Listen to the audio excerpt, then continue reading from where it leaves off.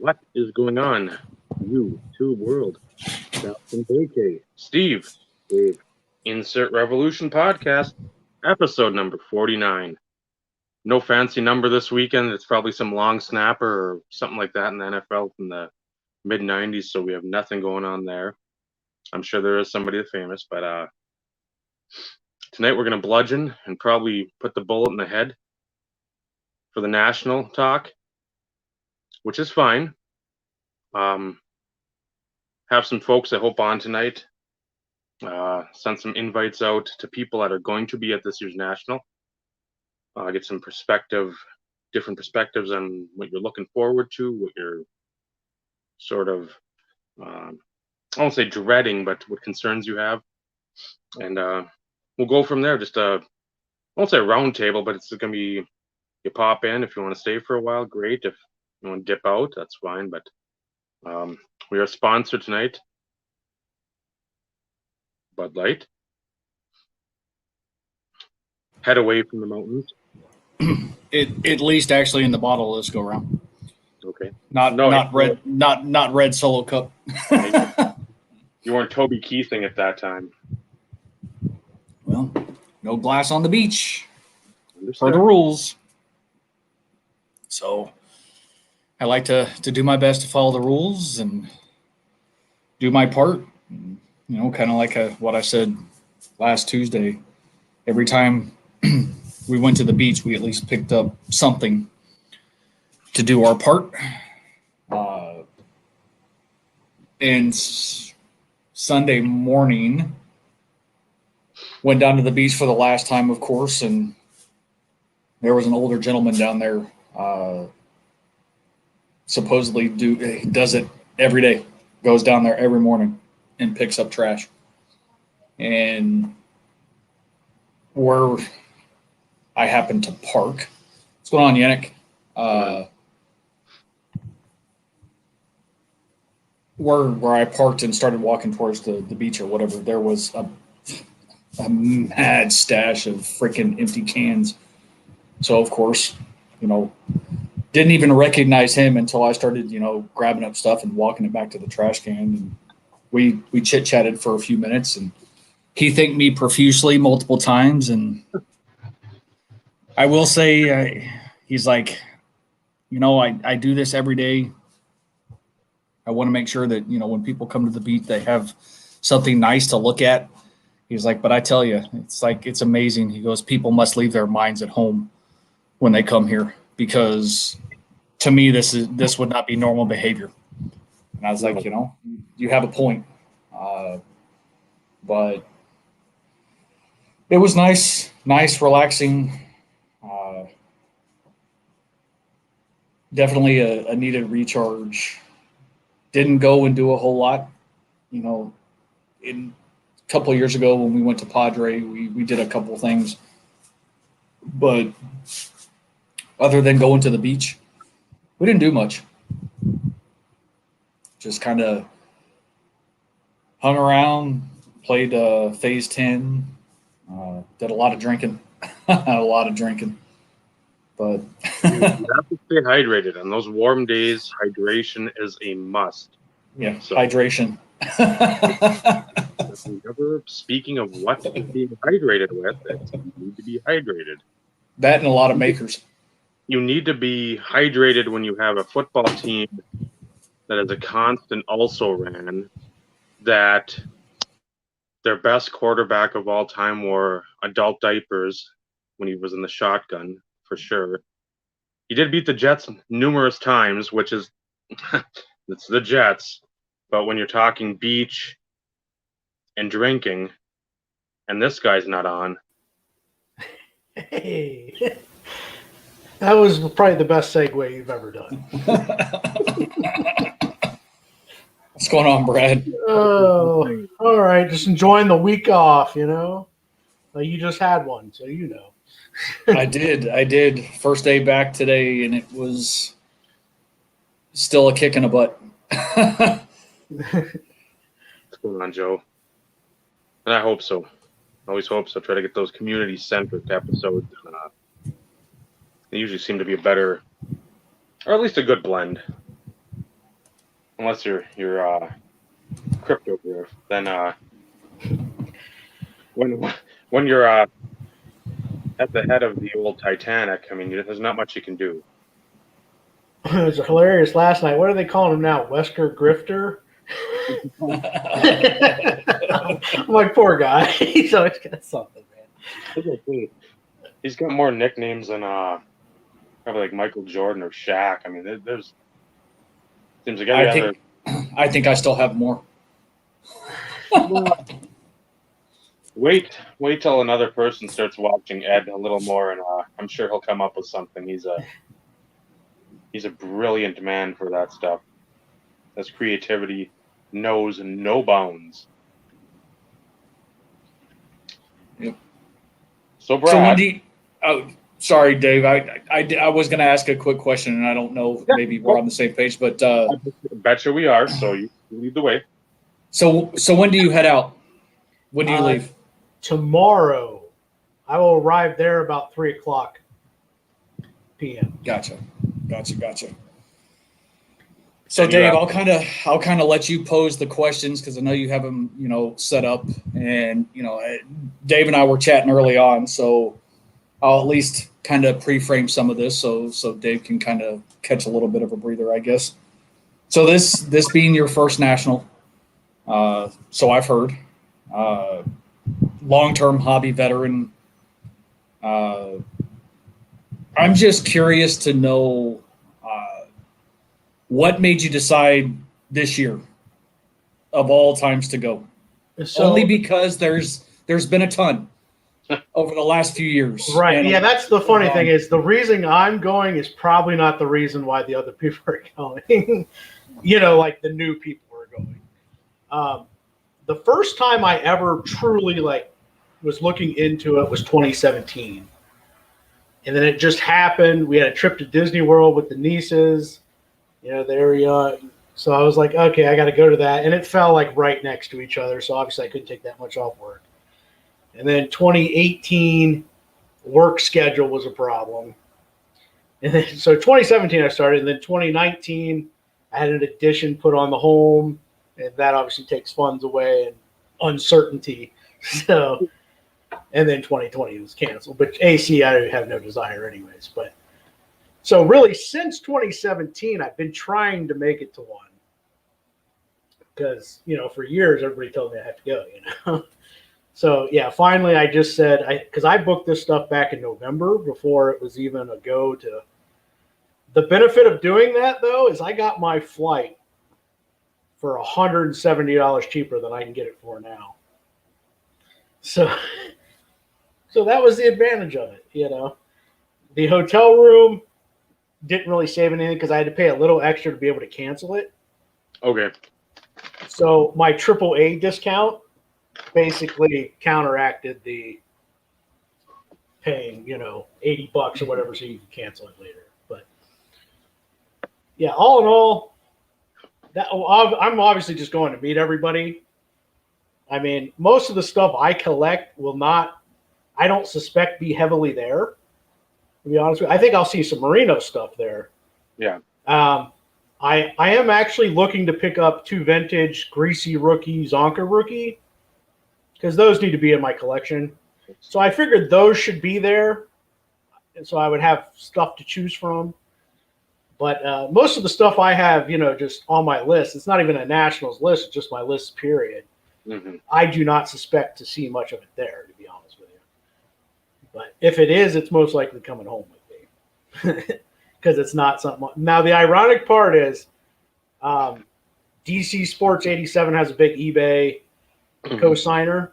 Just put up one of the cards on my list, the 2017 Flawless Distinguished Patch Auto of Dan Marino. And the significance of that is it's the last year he's had game-worn stuff in Flawless. So, and it's already at $430 with 7 days left. Now, I have a marker on it of $5 to $550. So it's making me worried because I think people are finally starting to realize the value of the game-used stuff in the on-card autos because you're seeing less and less, and especially of veteran guys. And I think people are finally getting it that wait, I'm going to see this stuff very rarely because there just isn't game used stuff to buy, first of all. And then Panini obviously is going to try to milk everything they can with not having to use game used jerseys. Mm-hmm. So, but yeah, I found that funny. Literally popped up yesterday, and I'm like, so luckily it doesn't end till after the show. So I'll know if I don't see one there because there's probably, if you count all the parallels, 30, 35 of them maybe. But I have one from 14, 15, and 16 flawless. So I need the one from 17. So I won't pay a premium for the cheap jerseys, China jerseys, they use. Yeah. Because you can tell looking at it. People are like, well, how do you know it's game worn? I'm like, obviously, I don't know if he actually wore it. Could have been the backup quarterback for all I know. But you can tell the quality of the stitching, whether or not it's something they wore or not. Mm-hmm. That's pretty obvious. So I just found that funny. I'm like, that thing hasn't popped up. There's one graded one that's popped up in the last year, and now it's been it. And then this pops up this week, and I found that kind of funny. And you've got your list. What's your plan? What's your quote unquote game plan for when you get there? What do you have for a ticket package? Are you just going GA? I just did general admission because there was nothing I was going for that I had to be in line for. Okay. Like I got to get to the PSA counter or whatever it is. So the only thing I might do is I think Panini on certain hours has the redemption thing. And I started looking. I've got stuff from 2014 in there. And I'm like, and people complain about 6 months, Yeah. And I'm like, holy crap, most of my stuff is from like 2014 and 2015 products, like the Devontae Parker patch autos from Immaculate. I'm like, oh, I didn't even realize I had it in there, And I'm like, by the time I get it, he won't even be a Dolphin anymore, But obviously I don't know. I don't get what the deal is with that. They obviously just never made it because I would think by now. Because I've seen him in other stuff, so I don't think it's he stopped signing things. My game plan overall is I think I'm just going straight to the corner of I'll start with like the RBI crew guys. Okay. Because people tell me that most of the vintage stuff is in the middle front. Like, because I guess that's where they say year after year, those are the guys that come year after year. Mm-hmm. And outside of a couple cards I'm looking for, it's cool to look at, but that's later on, after I've looked at everything else. So I think I'm just going to start there, and that's going to be my starting point because there's also other people around there that I know. So I think that's where I'm going to start, and then I'll work my way, maybe, which way or the other from there. But yeah, part of the reason for going 4 days is so I'm not rushed to do anything. I'll do a third of the show one day, a third, whatever. Mm-hmm. Yeah. So that's my game plan. We'll see if I can even do that. Who knows? Might not even be able to move for all I know. I don't know. That'll be the interesting part. So per that game plan,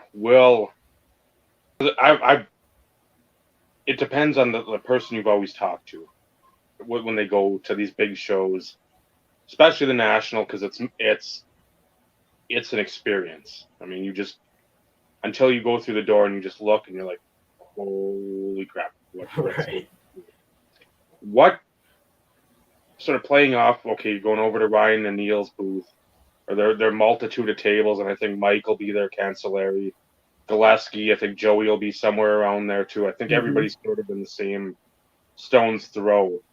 Are you gonna then devote your show time for a lot of interactions and like conversations, or are you gonna say, hey, little dap, appreciate you, what's the vibe in the room, where are these good deals only, all this stuff, and then say, hey, if you don't have my number, here it is, text me afterwards, we'll get together wherever, trade night, a bar if we're having a drink or whatever, Giordano's, wherever the place may be, and sort of dedicate that while you're paying for being in the show to actually like just say, hey, there might be something in these $10, $20 boxes merino that I know I need. Black diamond. 100 oxygen. 97. Stuff like that. And then again, I know a lot of people like, well, it's there for you go there for meeting people. There's got to be that fine line. I know Eric's sort of in that camp with me, where you're going to the show, yes, to meet the people, yes, to build the relationships, to have those conversations, to forge new relationships. But at the same time, you're paying a lot of money to go to a show that most people aren't gallivanting around every weekend. Then you can go to Atlanta, Dallas, Miami. They're wearing schmediums from like third grade. They're not doing that. They're not living in their parents' basement and have all this like money where they don't have any responsibilities as adults. So what's your sort of plan with that, where you're only given so much time at the show, but you still want to meet all in my head, again, I don't know, once you get there, this might all just fall apart. But my thought process is Wednesday and Thursday, if it's like, it's obviously going to be the busiest one ever.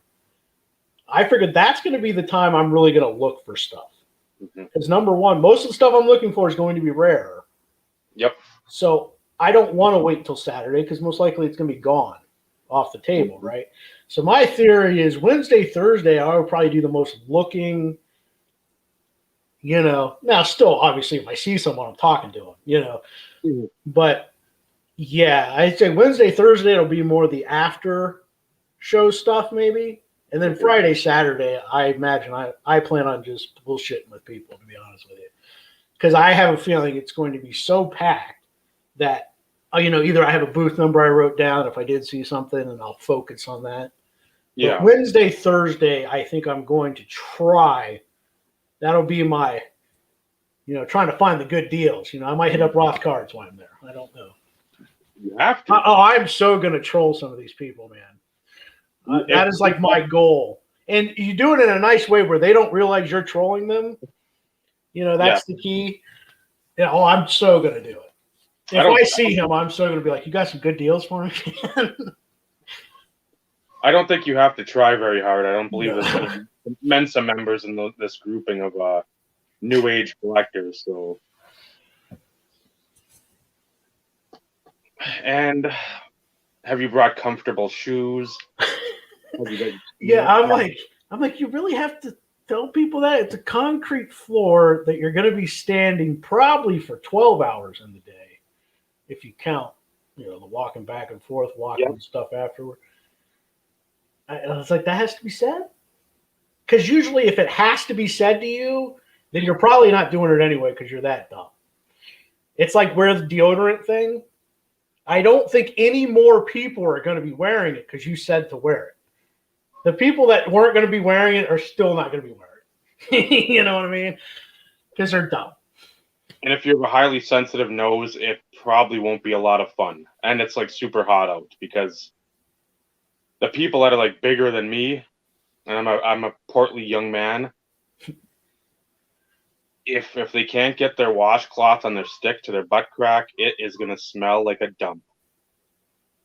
It is going to just be horrendous. And I mean, unfortunately for me, knowing sometimes that smell, which I avoid because I shower daily. Shocking, I know. When you smell it, it's like somebody dropped like a $50 bill somewhere. Who stinks like that? Come on now. So that's one of the things I have right here for this friend.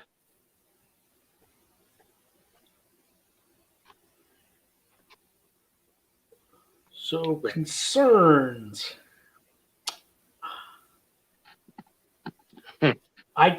COVID is not a concern for me. And I'll tell you why it's not. Because I work at a job. I don't work at Walmart, but I work at a place like that. I've been in this for 2 years. It is going to be no worse than what I walk into every day. Mm-hmm. So that is not a fear for me because I haven't been locked up. I haven't secluded myself. I've been vaccinated. then like I'm in the philosophy of this thing's going to be around for a while, folks. Mhm. It's not going anywhere. It's just a matter when you quit caring about it. Yeah. You know, and unfortunately, I am only 35. Chances of death or heavily ill is probably slim. So that's not a concern for me at all. Like if I don't have to, I won't wear a mask. You know. Now if they tell me I have to, I will. Obviously, I don't. I'm not one of those like anti-maskers, you know. But if I don't need to wear it, I'm not wearing it. You know. But I think a lot of that has to do with where I work, and I've lived through this hell. That it's just being around a bunch of people doesn't freak me out. Mhm. So I think some of the concerns people have is not something I'll have. Being on your feet all the time. At my job, I'm on my feet 8 hours anyways. Yep. On a hard floor. So again, like some concerns people have that they're worried about, I feel like it's just going to feel like a work day. You know, like I'm not going to feel any worse, you know, or be afraid of anything. So concerns, I would say I'm just going to use common sense in terms of probably after the show, I will not be walking alone. Mm-hmm. I will try to, you know, I know enough people there where most likely I'm going to be headed out with somebody or multiples. I'd say that's my common sense tip for everyone. There's no reason for you to be walking by yourself. You know, there's so much stuff right there where you shouldn't need to. More than like a small space of, hey, your hotel, my hotel, maybe. But so yeah, I would say the only concern obviously would probably be late night coming back from a restaurant, wherever you were. I would say that's probably where the main concern would be. But I think if you just use common sense and kind of group it together a little bit, I don't foresee a problem. Yeah, the old what they teach you in like grade school when you had like a field trip, the buddies. It really is, yeah. Make sure you got a couple buddies, and make sure they're not all like JT size. You want to get somebody that's a little bigger in there. You want to have somebody. Even if they're really like a Jane, they just got to have the look. Yep. You don't want to mess with this guy. Yeah. You see Eric walking down there, you're like, huh?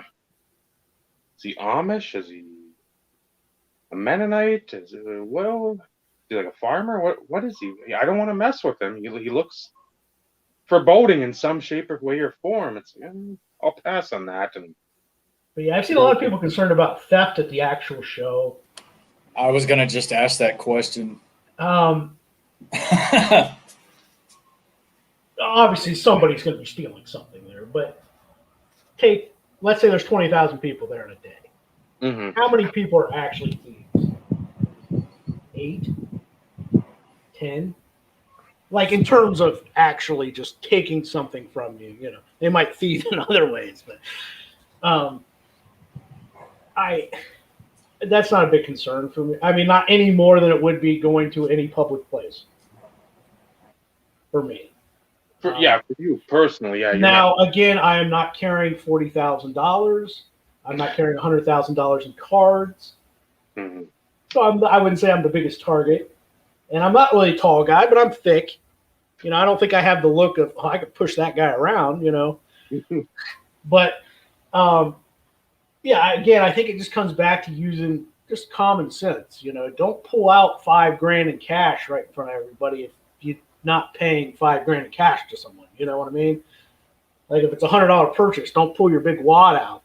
Yeah. You know, to me, it's just use your head with stuff. But yeah, I think it's very important for all of us to kind of watch out for each other, man.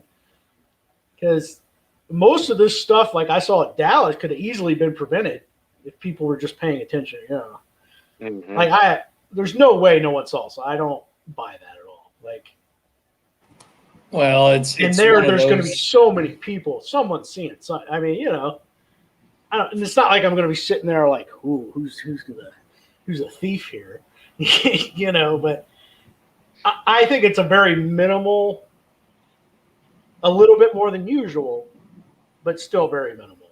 I don't think you're just going to have a bunch of people getting pickpocketed there. I don't think. Well, and you know, I mean, the stuff in Dallas, I'll give them some credit. They were at least using a tactic that makes sense. Not very bright trying to go back and, you know, sell something that you stole the day, you know, prior. I mean, that's just idiocy on, you know, a That's different the best part of the story level. by far. But also on the flip side, and I'm not trying to fault the dealers by any stretch of the imagination, but, you know, the fact of being vigilant in those situations and not walking away, letting somebody look at a card because somebody else is asking about something else. You know, I hate to say this. If you lose a potential sale, yes, it sucks, but you have to protect your assets. And in that situation, if you know somebody's holding a $10,000 card in their hand to look at it type situation, you don't walk away to go help somebody else until that $10,000 card is back in your possession and in a case under lock and key. I mean, you just that to me is common sense. And like I said, I'm not trying to dog the dealers by any stretch of the imagination. They're there to make money. That's their profession. You know, that's what they're leveraging, you know, income on. I get it. So every sale is important. But, you know, at the same time, it's like, hey, man, give me just a few minutes. I'll be right with you. And do your due diligence, you know, and be vigilant. And don't do your best to not try and be distracted for any reason from that perspective. Because although one had a fairly happy ending, there's still a card that's missing. And I know it's all over Instagram, and I know the IG community is fairly tight, and people are hyper vigilant when it comes to stuff like that, and people are going to be on the lookout. And let's hope, for that dealer's sake, that they get their product back. But you know, at the same time, it almost kind of goes in the sense of the buddy system, though, Brad. You know, going out with a lot of people or leaving places with a group of people. If you're going to a show like that, especially in this environment, in this market, may not be a bad idea to bring a buddy along and, you know, pay him a couple $100, fly him there, whatever, and just help kind of monitor stuff. Yeah, it's an added inconvenience, and not a lot of people will be willing to want to do something like that. But anything that you can do to prevent something like that from happening, to me, is worth the funds or the expense from that perspective to protect your inventory. I'm just surprised it was such bigger cards because, you know, those dealers that have value boxes and stuff like that, I could see people really taking advantage of situations and just like grabbing a stack and like stuffing it into a backpack and walking off. Mm-hmm. Yeah, I'm shocked at the stealing of numbered cards. Mm-hmm. So unless you truly are just keeping it, or you work in a back alley somewhere, what are you going to do with it? Yeah. You can't take it anywhere reputable. So that's what I don't get. What are they doing with it? That's where not being a criminal, I guess I just don't get it. Because sometimes I think people just take stuff because they can. Mm-hmm. Well, you know what I mean? I don't disagree with that, but on the flip side, you know, if you're going to take something, and I'm not offering this as a piece of advice by any stretch of the imagination, but if you're going to take something, you know, deal in smaller scale stuff, because guess what? Yep. If it's over $5,000, that's a felony, folks. Mm-hmm. That is a felony. That stays with you for the rest of your life and can impact your future, your job, your current job, your future job. It could impact a whole lot of things.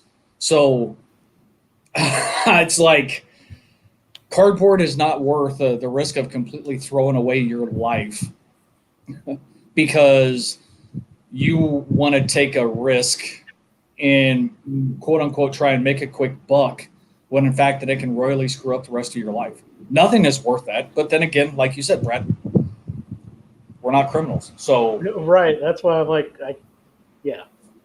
we don't think We that don't way. get it. Yeah, right. I mean, I could have stuff sitting there on the ground in front of me and be like, oh, I'd have to go turn it in. You know what I mean? Like, Mhm. I wouldn't pick it up and put it in my backpack. Yeah. It just, and it wouldn't even think of me to put it up and put it in my backpack. Yeah. But yeah, it's just not how we think. So I don't get it. Paul, that's an interesting question though, and Dave, because you going to a national before, my assumption is that your choice of payment while there was in cash. Uh, Thoughts on Paul's comment there, or are there still opportunities for certain dealers that will leverage PayPal or instant transfer type scenario, whether it be Venmo and stuff like that? They'll it. I remember, I don't know how many years ago on YouTube, and I remember Ryan using it. One of the first times I'd heard it, and it still rings true to this day. Cash is king. And I've said it before when I've said, hey, if you're going to national, here's what I would do. Don't have hundreds, don't have 500, don't have 1,000. You want to have 100, bundle it up with some 20s or some 10s. Dealers, and it's been it'll be 10 years since the last national I've been to. But dealers have the propensity of making or cutting you a little better deal if you're doing it with cash. They don't have to deal with fees and any of this other stuff. You can say, here's said wad of cash. I'll take said wad of cards, and the transaction is complete. You're not trying to dicker percentages of fees being taken or whatever. It's more than likely it's a friends and family because again, you're right there. You're not doing it through eBay or through Blowout or a forum or Facebook or whatever. But carry cash, and the thing is, if you carry a lot, have your little lunchbox at your A-team or Beverly Hillbillies or whatever the lunchbox all these kids in their mediums are carrying around. I wouldn't carry it all in there. I mean, somehow, some way, if you drive there. But again, the exclamation points from some of these guys, they just want to look like they're Don Johnson Right. in Miami Vice. They just want to look the part, which is their problem. But at the same time, it creates an overlying problem where the shadiness of Chicago, which is a lot, especially on that south side. You're in the north side, so you think, well, maybe you're up that way, so it's not as bad, but still. I don't know who's saying it, but the freaks come out at night. Yeah. So when they start seeing all these people, and maybe, again, it's YouTube. You put yourself out there on a national, worldwide, global platform.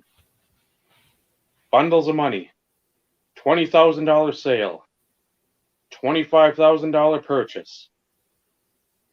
It's not Robin Leach, but when you keep putting yourself out there like you're living some sort of, and again, it's not extravagant, but to the normal card folks that have been in this forever, the extravagance of the young pups and the new breed, as I like to call them, it leads to everyone sort of looking in the hey, a lot of money in that card bullshit everybody's doing. They're all carrying these Steve Mongo McMichael Halliburtons.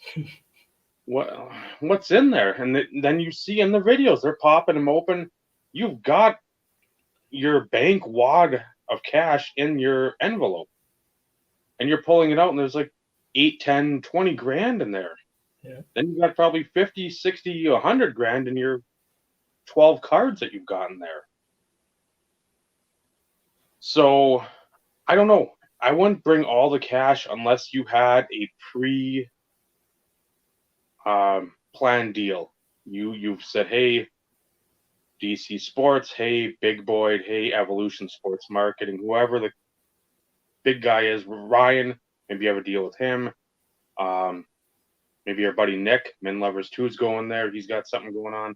You say, hey, we're working the deal. Can I pay you at Nats? Sure. Make sure you set the time, whatever, you get that done. But I wouldn't carry thousands upon thousands unless you had something you absolutely knew was going to be there and you knew the dealer that had it and you had something ready, because that's a recipe for disaster. Either the excitement of the show, the clusterfuck of all the people being at the show, or just you're lost in something and then somebody just comes by and pickpockets you. Those grifters got you. So you want to have a healthy chunk of money if you can. You don't have to. As it's been explained many times, you don't have to have thousands upon thousands to have an enjoyable time there. But don't sit there and carry a huge bankroll of hundreds. This isn't a rap video. I mean, I know everybody's wearing the basketball jerseys, the Mike Bibbies and all this stuff from like 15, 20 years ago that fit them then, but don't fit them now. Don't, if you're not willing to possibly face the consequences of showing an extravagant lifestyle, don't show said extravagant lifestyle. Don't be frugal, but show that you're frugal. You don't need to wear the Bill Cosby sweater or the Mr. Rogers cardigan, but at the same time, you wear 5 or 6 chains and you got like 14 people in your camera crew. Somebody's going to say, you know what? It smells like bullshit, but there must be some money over there. That smells like a lot of money with that. No normal person could deal with such nonsense. But cash is king. Dealers will more than likely, not every one of them, more than likely, if you can bundle something at the table, that's always recommended. I've always said that for eBay. Same with the card shop or card show. Even it might not be something you want to get. If you see a deal, it's like, okay, that's in the realm of something that's a nice price, or somebody collects them. Yeah. So think of that regard too, and maybe you can knock $10, $20 off. Maybe start a new friendship relationship there. Get the dude's business card or the gal's business card or the team, whoever it is. Give them your number of contact if they want it, and hopefully that'll get the ball rolling for future purchases. And hey, text out of the blue, oh, it's so-and-so. I found this Merino Playmakers Theater. Let me know if you need it. I do. So the cash part, I always like paying with cash. It's so much easier and a lot less, not intrusive, but you don't have to go through a rigmarole of fees and swiping and all this other stuff. If you're going to swipe your credit card, swipe it after hours at the gentleman's club. That's when you swipe it.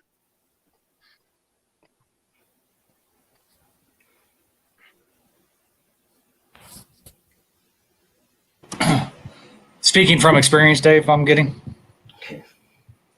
No, I've heard that from some friends. Some friends of some friends of some friends. Yeah. Acquaintances. Okay. Note to self, everybody. It wasn't Tip from Dave. It wasn't the ATM they were hoping for.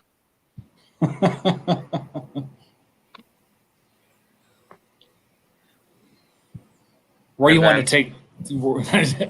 very, very quick segue. There's a direct right turn, so. That's a question for you, Brad, by the way.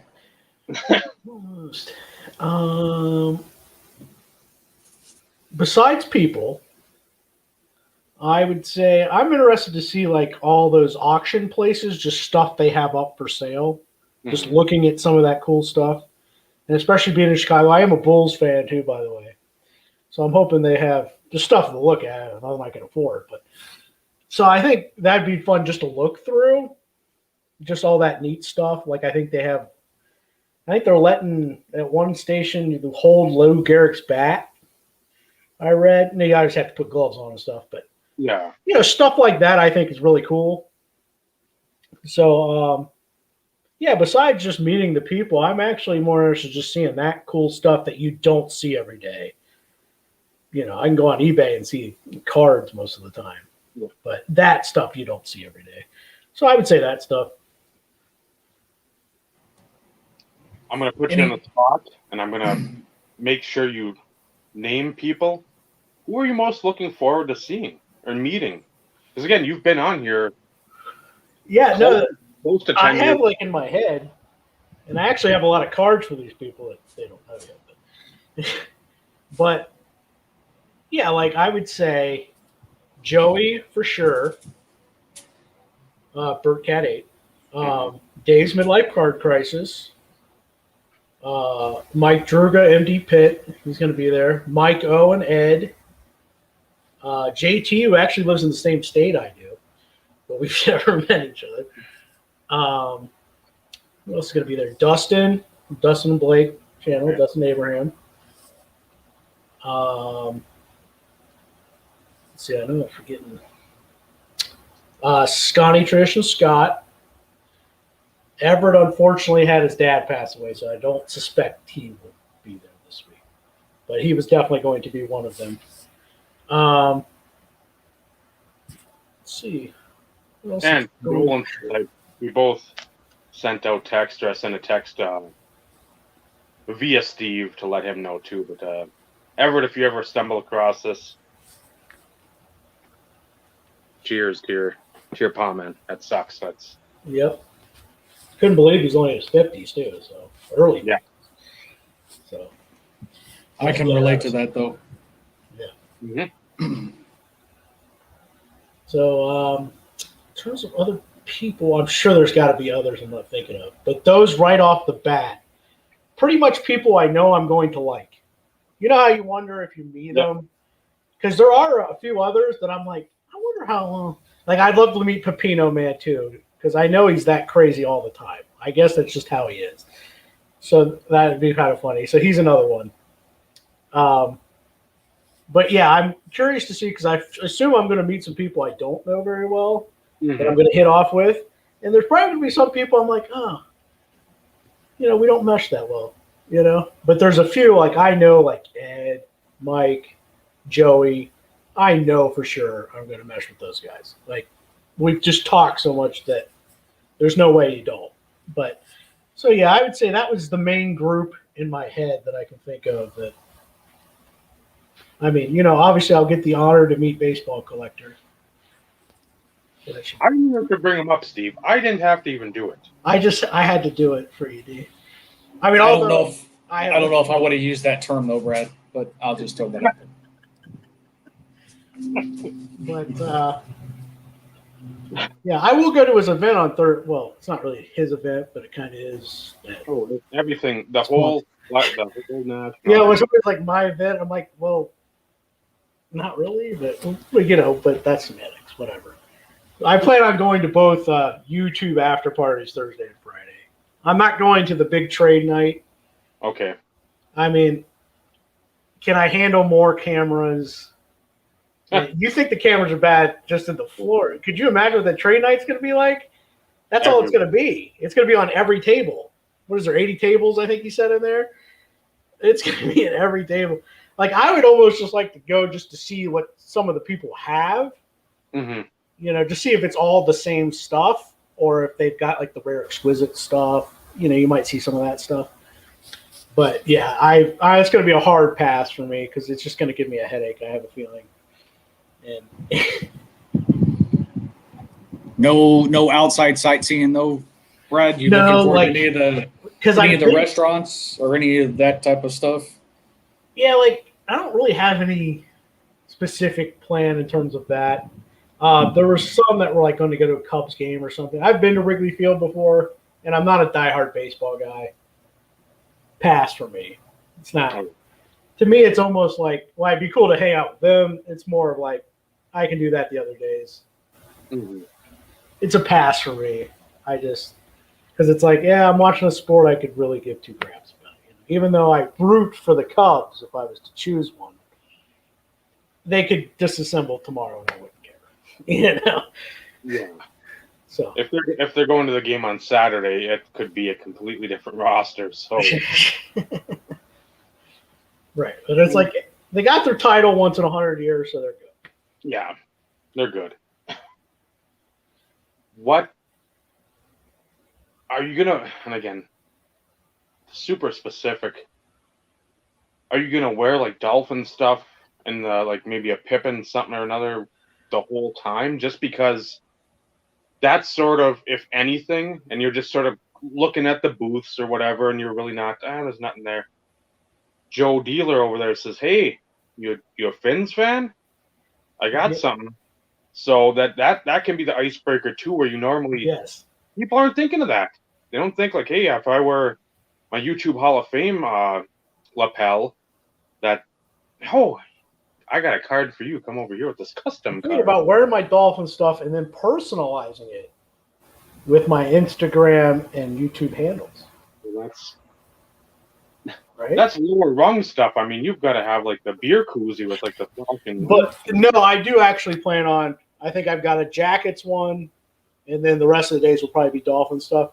But I actually have like a Dolphins backpack, like I've never used. It's like almost like a high school backpack, cheap, like $30 thing. But so I'll be wearing that too. So I should be easy to spot. And as you said, it's an icebreaker because from what I'm told is most of the stuff they have is not even in their showcase, especially for the modern dealers. Mm-hmm. They might think, well, who gives a crap about Dolphins that aren't Tua right now, Yeah, there's a Mark Duper or Mark Clayton I got back. Right. Back in the because like one of the cards I'm looking for is that triple auto from NT that has Marino, Duper, Clayton. Okay. Why it has Marino on it, people might be like, it may not be the first thing you showcase compared to everything else in there. So I've actually thought about that. That could be hey, you got Dolphin? Yeah, I'll take a look at what you got. Because why I have a list that isn't like I'm only buying that stuff and if it's not there, I'm not buying anything. I'm not. There's so much stuff out there that I would like that's just not on a list. Well, yeah, you've got your list of like, hey, if that's in the target, the bullseye, I know exactly what I want. If I see something, I'm also like cognizant of, I know I don't have that. If it's something cool Merino, which there's tons of stuff Merino that's out there. And because I have such a boring PCs of Dolphins, Blue Jackets, and minimal Scottie Pippen, I already know the prices pretty much. Mm-hmm. So I know I don't have to get on my phone and check comps. What's the comps? I saw somebody posted something on one of the social medias where a dealer actually put, don't say the word comps to me or something on their table. I thought it was the most hilarious thing ever. But yeah, everybody's like, gotta check comps. And I'm like, it's because you're buying the same card and flipping it the next week every week and you're all doing the same thing. But yeah, that drives me nuts. So like I don't plan, unless it's just an old school insert or something, then don't be surprised if you get a call from me if I see something I don't recognize. Might hit up you too. But yeah, unless it's something like that, I pretty much know within 15% of what that thing goes for, give or take. So that should be helpful in comparison to what I've noticed watching videos. People literally have no idea, including the dealer selling the card. Mm-hmm. So I've noticed my strategy, if they don't have a price on it, might start off with the price, obviously lower than what I'm willing to pay. Yeah. But I might bring the price and not him. We'll see how that works. Depending on, obviously the vibe you get from the dealer. But yeah, I might be like, I really like that. What do you think about 140? Willing to pay 175 or something, But yeah. I might be the one that says the price instead of them. I don't know. It might be a strat. I don't know. I'll wing it. And Carlos, no, I'm pretty sure that topic is specific to Ed, who already told us he would be late, and he's now almost an hour late. Not sure what he's doing. Maybe he's transferring, funds from his cryptograph wallet into, other said assets and funds in preparation for the show. Trying to do a media blitz and cleaning up after last night. That could be true too. I'm still not even sure what I watched last night, to be honest with I you. don't think anybody is. Am I wrong in saying that I didn't even bother to turn it on, even though I wanted to support Ed? After some of the text messages that were going back and forth, I'm like, I would put it like this: a small dose. Like you would have enjoyed it for 10 minutes. You know what I mean? And then it would have got And long. then you're like, okay, I think I'm done.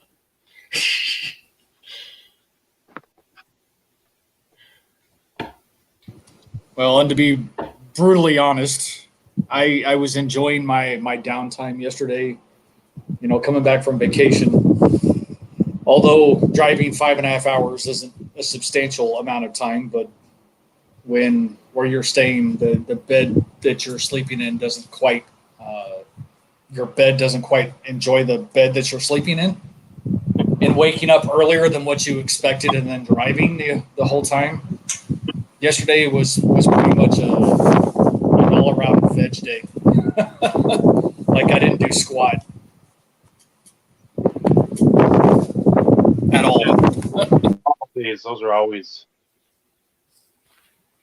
fun. Trying to think. Steve sort of prefaced it with his question, like sightseeing and restaurants. Is there a restaurant that you haven't been to in Chicago, a Portillo's or the Giordano's or whatever? I actually have not been to the popular pizza places. Okay. So when I did go to Wrigley, who knows how many years ago, we did not hit up the pizza places around there. So my parents have went multiple times, and they've mentioned a couple, but I actually have not tried any of them. Now, typically here in Ohio, it is typically thin to medium crust, not the deep dish thing. Now, I'm not a chunks guy, so that's why I don't know if I don't mind it being thick, but I'm not a chunk of tomato guy. You know what I mean? Yep. So I don't know if the deep dish would be for me. But I mean, it's pizza. How much can you really screw it up? It's usually edible regardless. But do you have one that's like better than the other? That's around there. And I wish I had the name of it many moons ago. When I think it was like a diners, drive-ins, and dives. And there was one down, I want to say on like Lake Street, that was a literal hole in the wall. And I remember him getting a pizza, and the thing was just that thick, and sauce and cheese, and I'm like, that's where I'm gonna die. That is it. That's cholesterol heaven or cholesterol hell. That's where I'm going, and that's that. But I'm gonna eat on Lake Superior so I can die at the ranch, obviously. But that was one that I remembered. And like I said, it's not more. It's one of those little hole in the wall, just like you have the pizza area, some in back too. But I mean, you don't have more than maybe like 8 tables there, 6 to 8. So it'd be tough to get the crew in there, especially with the thickness of the crew. I mean, you got some linemen in there. So that'd be one place if you can convince like a handful of them, like, hey, you want to dip out early and then go there just to try something different, not to be. I've never had Giordano's, so I can't sit there and like, oh, that's horse shit. Yeah, they say it's a nightmare to get into. Is what I've heard from multiple people. Like, you're spending 3 hours if you go there. Like an hour to wait, hour to get your food. I mean, like that's what people were telling me. It's like a 3-hour ordeal if you go there.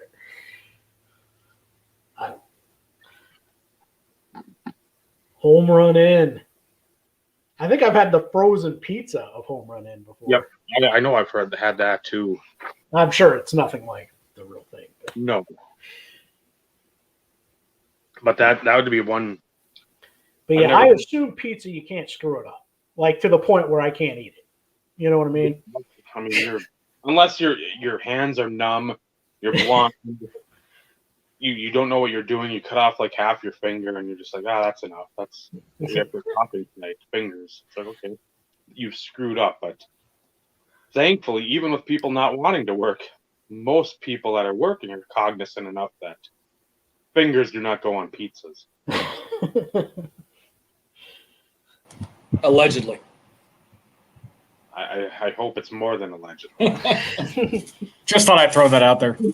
It seemed fitting for the occasion. Hey, the hotel I'm staying at, I guess someone was found dead in a freezer. So I thought that was a nice. I had the Crown Plaza is where I'm staying at, and I guess somebody was drunk one night, and there's video of her stumbling through the kitchen. Now, of course, the kitchen was closed and everything. It's at nighttime. Walks into the freezer, and then there's like no more video.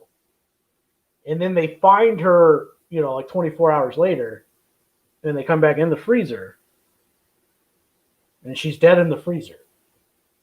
I'm like, so was she really that wasted that she locked herself in the freezer, or was there shenanigans? Or did she trip and fall and hit her head? YouTube. I was like, so when I was looking for reviews, you know how there's always people that will troll the same thing. And like every other day, somebody trolls something about whoever died, like, oh, they should have done more to save her. So I'm like, okay, I got to see what this story is. And that's all I could come up with. So I guess they're just mad that they never found out who did, like they don't believe that she just walked into a freezer and didn't get out. Which I guess how wasted you are if you close those freezer doors, if anyone's ever worked in a place like that. Some of them are push. Some of them you do have to flip a lat. Like if you're that wasted, it's plausible. If you passed out and then, I don't know. But I just found that funny. Like I was like, okay. Tripped and fell, hit their head. Right. I mean, there's a multitude of things that could have happened technically. But I said, oh yeah, that's the hotel for me right there. One of our freezer doors has the regular latch type thing. Mm-hmm. From my side, I've got the plunger for the door to open. So, yep.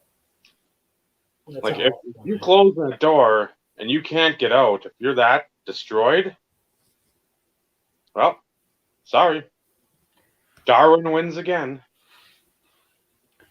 Yeah. Anyways, I got off on some random tangent about someone dying in a freezer, but that's what this show's for, right? If you didn't do that, we'd be concerned. Freezer death needs to be talked about. Yeah, I mean, we were talking about if anyone's going to get shanked in Chicago. Well, people could die in freezers in Chicago. So, Brad, note to self: don't get wasted and start just meandering through the hallways of the hotel. The thing that's going to save me is I'm not an alcohol drinker. Okay. So hopefully, unless someone spikes my drink, because they're funny. I've actually had multiple people try that on me because they just figure we're going to get this guy eventually, right? But, yeah. They're obviously amateurs. Yeah, obviously. I think it's one of those like, oh, we wanted to do it, but we didn't really want you to do it. I think, you know what I mean? Like, yeah, we did it, but. So, with your job, and obviously, and people have talked about it, it's simple to forget with like the snacks and the drinks because you just, when you get so laser focused on cards, good deals only, vibe of the room, appreciation for you, bro, all that stuff. You forget about that stuff because you're just your snapback, belt buckle hat, cocked to the side, daps man. You look like you are a human stink line like that Roth dude. You forget the food. And again, me working at a grocery store, you working in a big store, us being Husky, we don't forget food. We don't forget drinks. So, because again, when I went there, I'd have a case of Gatorade, a case of like soda, your case of beer. You'd have 2, 3, 4 bags of chips, cookies, crackers, snacks, whatever. I'd bring beef jerky. I'd bring about 6 packs from the store. What else? I mean, just like, and then we had sandwich meat. It's a lot of the meals we had, like Oscar Mayer, the Carl Buttig, the Lando Frost, whatever the brand, and you just made a bunch of sandwiches in the room, got the sandwich bags, and then you brought them with, so everybody had something. Instead of like, oh man, I'm gonna get this burger that's a hockey puck for $9, a beer for 10. Oh yeah, that's the thing. Somebody screenshotted the prices, and I'm like, oh, they weren't lying. Like 2 slices of pizza and a drink's $22. Yes, that was from 19, obviously. Well, guess what it's gonna be this year? Yeah, I was like, so with inflation, that's 24, 25 now. Right? What are you bringing for? So I do have a bag of stuff. It's a granola bar type thing, but it has like peanut butter top. So it's a fat guy granola bar. Okay. You know what I mean? Yep, I do. And then I have M&Ms, and then I will have a, bottle of water, like not bottle of water, but a thermos style thing. I'm bringing 1 bottle of water. Yeah. No more, no less. Just so it holds water like the whole day. Holds ice all whole day. It's one of those. So that's all. Because with my job, there are sometimes I can go a whole day without eating. So I eat before and after. Mm-hmm.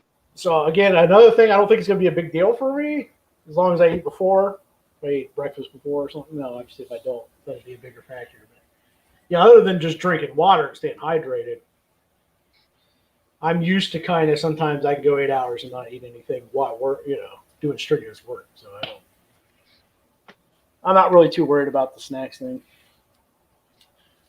I think the only thing that's on my list, and one got added to it because we like to make trades. We're no longer the most boring team in hockey the last 2 seasons, much to my chagrin. I would say the Elvis RPA from the Cup. I don't have one of those yet. Those fall in the $80 range, probably $80 to $100, depending on the patch.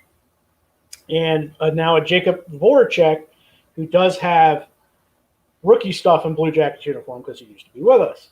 Mm-hmm. So now I can start looking for some of that. But yeah, unfortunately, most of my favorite players are all gone. Now, like Cam Atkinson was there long enough where he's a Blue Jacket for life, regardless of where he goes. Mm-hmm. But like Josh Anderson, one of my favorite players, he's there like 4 years. I'm not a Blue Jacket legend. I love the guy, but Seth Jones, he was there 4 or 5 years. Now in Chicago.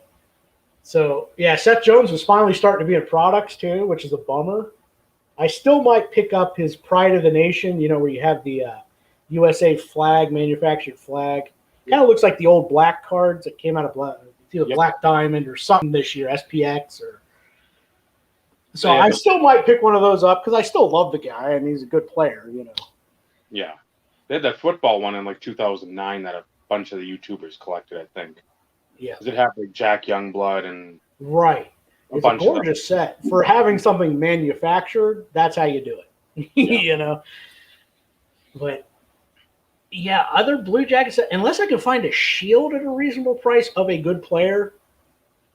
It doesn't have to be the top of the top, but I need to add a shield in the collection, so depending if there's something there. But overall, not much else because I have quite a bit of Atkinson already, so not anything I'd actively shoot for. And right now, I'm honestly afraid to pick up anybody, heavily.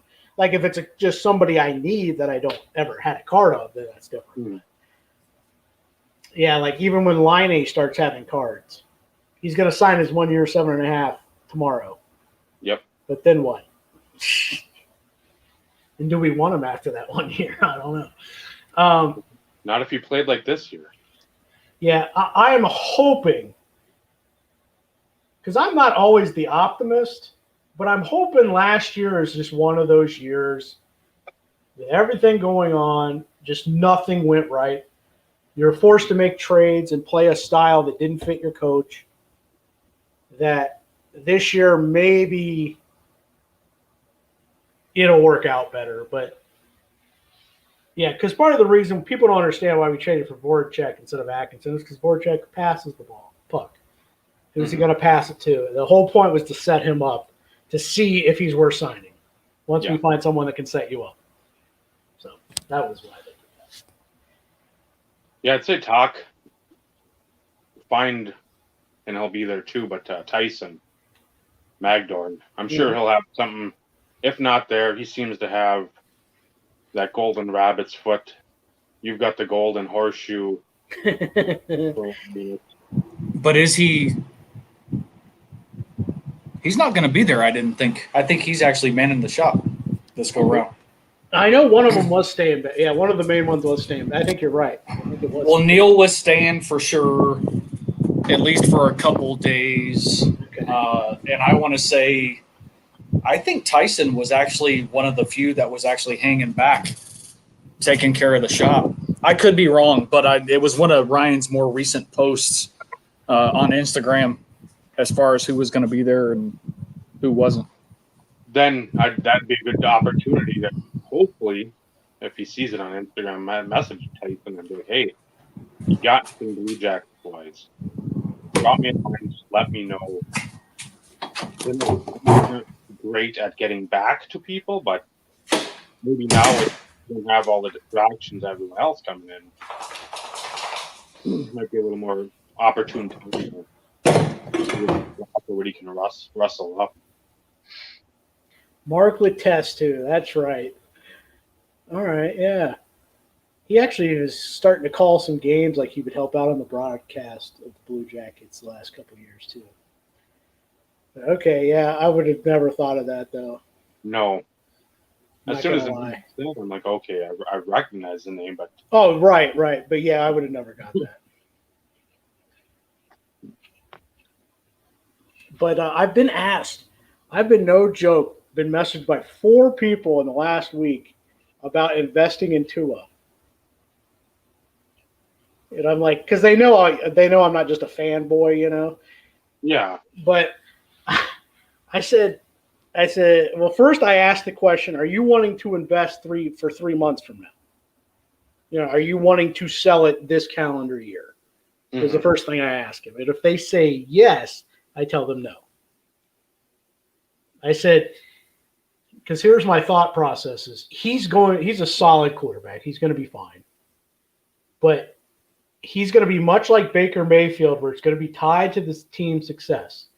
We have a very tough first 5 games of the year. He starts 2-3 and looks average. Right? So, because that's what happened to us last year. People forget we started 1-3 last year because we had a brutal start of the schedule and played 4 straight playoff teams, you know. So I think the same thing might happen again this year. So then everyone's going to be off that bandwagon. And you're just going to – so I'm like, now if you're looking long-term, you have to think, are the Dolphins building a winner for 3 straight years? You know, because to me, you can't look more than 3 years. In football especially, 2 or 3 years. So how much better, like, because I asked the question, well, what if Deshaun Watson or Aaron Rodgers on your team, could you win a Super Bowl? And I'm like, we're in the final 8. But I was like, I'm not convinced that we'd win a Super Bowl, you know, because we have so many young guys because we did a complete rebuild. How many of them are going to get better? That's why it's such a hard question when people keep asking me that. I tell people not to invest in Tua. So that's, I guess there's the investment advice on the show. But it's not because I don't think he's any good. It's a long-term thing. If he wins a title in Miami, you're going to make a lot of money. Much like Cleveland fans who are just wanting a winner, man. They don't care that Baker Mayfield's not that great of a quarterback. No. He wins a Super Bowl, though, he's going to be the 4th highest seller in the league. 3rd highest seller in the league. You know, he's not that great. I put them in a very similar category, him and Tua, I would say as of right now. I'd say they're very similar. So yeah, it's built to team success, and there's so many variables to that I tell people don't. Hashtag invest. Sorry, Carlos. You're right. This time it's hashtag don't invest. But it's not because I think he sucks. It's just you're not getting I don't think you're getting a quick flip out of him. It's a 3-year plan of do they build a team to win a Super Bowl, or at least like get there, where you can get the hype up. Because I don't think he's going to put up 4,800 yards and 40 touchdowns. No. So, yeah, it'll be how well the team does related will be where his price values land, I think. So there's too many variables to that to me to invest in that. And that's what I do. This question usually changes to sort of circling back, and I'll tie it in with a part 1 and then a part 2. Will you be looking, besides showcases, you're leafing through the quote unquote value boxes, Tua, Devontae, again, I don't even know if like Waddle would be in there yet. Some of that, maybe that leaf draft or whatever might. Yeah, I would buy that. But is that stuff going to pique your interest, and then you can answer that first. But then, are you going to provide us the plebes, the peasants of YouTube that aren't able to go with any delightful video footage from escapades in Chicago? Yeah, see, I don't know how easy it's going to be to do it. You know what I mean? Like, you see the people that do it now.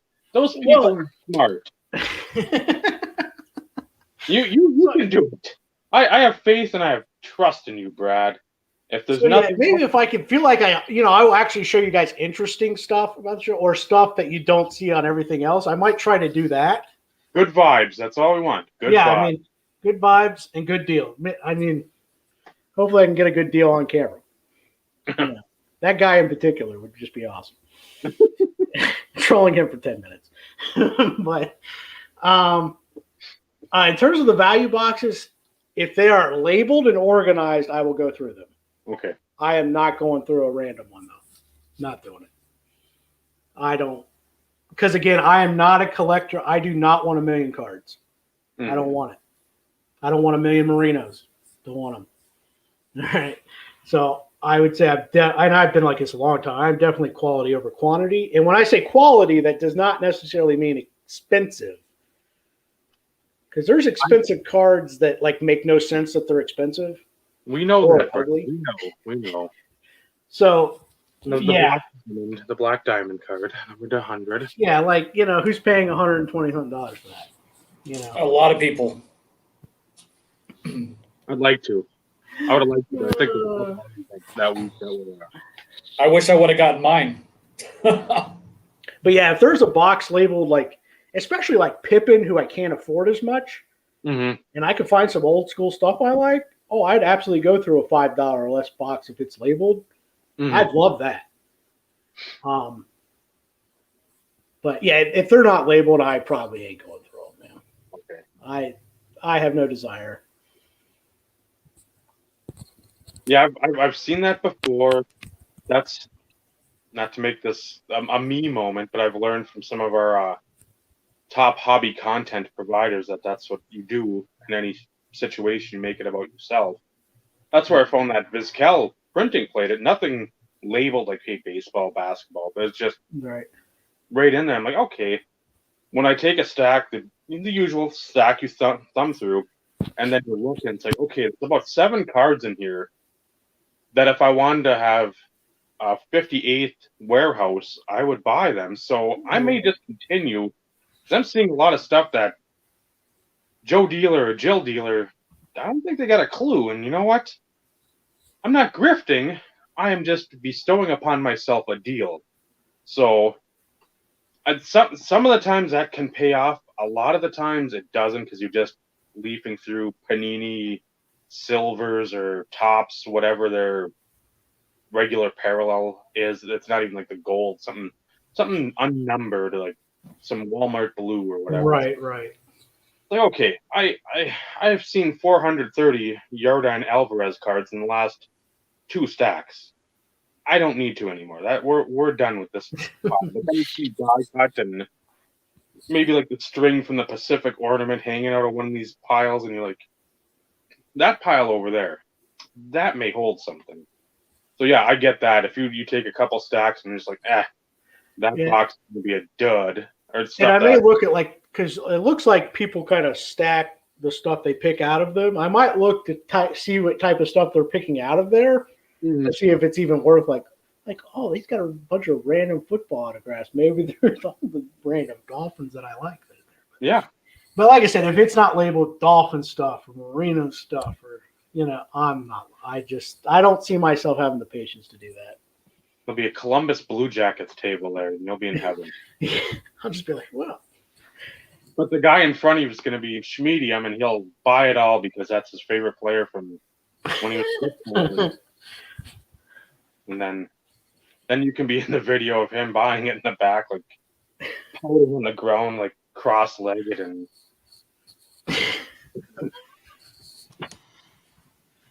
throwing a temper tantrum. Yeah, I was entitled to that. That hobby entitlement, man. It is a thing. Oh, nobody else wants to talk about it. We will on this show. We have. I'm sure we will again. Its own dedicated episode. Yeah. I'm trying to think what else because we've ran through quite a bit of stuff. Well, I'm just going to go on record and say I'm disappointed with Cryptogriff's definition of a little late. Yeah. I'm beginning to think he's gone to the school of my wife on time estimates because this is about, I'll be home in a little bit. Okay, we'll define a little bit. 2 hours later, he strolls in the door. So I'm thinking he's gone to the school of Mrs. Kret on time estimations. I still think there's damage control too for lads like that. Well, and that could be true too. He's going to come out with the Cincinnati Bengals garb with a paper bag on his head and hashtag not Cryptogriff. Who's this Wesker Griff guy? I don't know who you're talking about. That's not me. Yeah. Try to disguise his voice like you have in like the old Unsolved Mysteries or 48 Hours where it's like, no, it's not me. Find a way to digitally scramble his face as he's walking through the show. I even put the Charlie Day huffing the paint in the placeholder just for him. And this is the thanks we get. And this is from a YouTube Hall of Famer. This is what you want to build the foundation of your YouTube Hall of Famer on? We should have expected it. He's too important for us. I think he's worried about Wilmington big leaguing him at the National. He big leagued us tonight. Yep, we got big league. And Carlos, you could be right. He could be referring to, a future episode next year, or the year prior, for that matter. It'll have to be seen, I guess. And they even have that. So let's talk about something random. I've always wondered, and I've noticed it the last 4 years. Why does everyone on YouTube mainly collect baseball? You notice that, dude? It's literally 97%. Now, it didn't used to be like that. Like, you might have a guy that also would collect baseball. Mm-hmm. But, dude, almost every video I watch. Now, I don't mind seeing other stuff. And if I like what the guy's putting out, I don't really care. But I'm just like every channel, somebody says, go check this guy out, right? I'm like, oh, it's another baseball channel. And I'm just like, holy moly, man. So if the guy's entertaining, sure, check him out. But, yeah, does anybody have a reasoning of why that would be? Because the Instagram world is basketball. and the rookie quarterbacks. Okay, that's the Instagram world I've noticed is basketball rookie quarterback, but the YouTube world for collectors in particular is baseball. Why do you think that is? Be interested to see. You have a reason for that? It makes no sense because afterwards, it's been expensive there. Again, not to the point where it's insane. Football's gone up in the last couple of years. Before the last 2-3 years, you could get super key rookie cards and you weren't paying an arm and a leg. There hasn't been a time when you can get, like, if you want to get a solid Mays, a solid Aaron, a solid Clemente, a solid Mantle, and Robinson's, Williams, so on. It's not like you're paying $400 or $500. That hasn't been a time in the last 10 years where you could do that, unless you somehow stumbled upon, like, somebody had no clue. Like, I know Willie Mays, I've heard of the dude, but other than that, I don't know him from my neighbor. At the same time, and it's not America's sport, and it's not like America's passion. Weird. Yeah. And it's not like it's all old guys. I'd get it if it was old guys. Because, baseball does have a vintage market that football doesn't have. Well, not as much of a Yeah. market. But yeah, because it's like, it's people our age. And it's like, I don't know, it baffles me because I just noticed like every channel, like I finally found a channel that super collects Howie Long the other day. Yep. Raider Nation 75. I forget. I found him through someone else. And I'm like, hey, a guy collects football cards. How about that? I couldn't subscribe fast enough. It is insanely tough. And we go back 10 years, 12 years. It was mostly football. Right. Yeah. Again, you had like a Paul, P. Daz. He collects all like New York. Mm-hmm. Not much of the Mets, but I mean, he does the Yankees, Knicks. He's doing those guys, some of the Giants.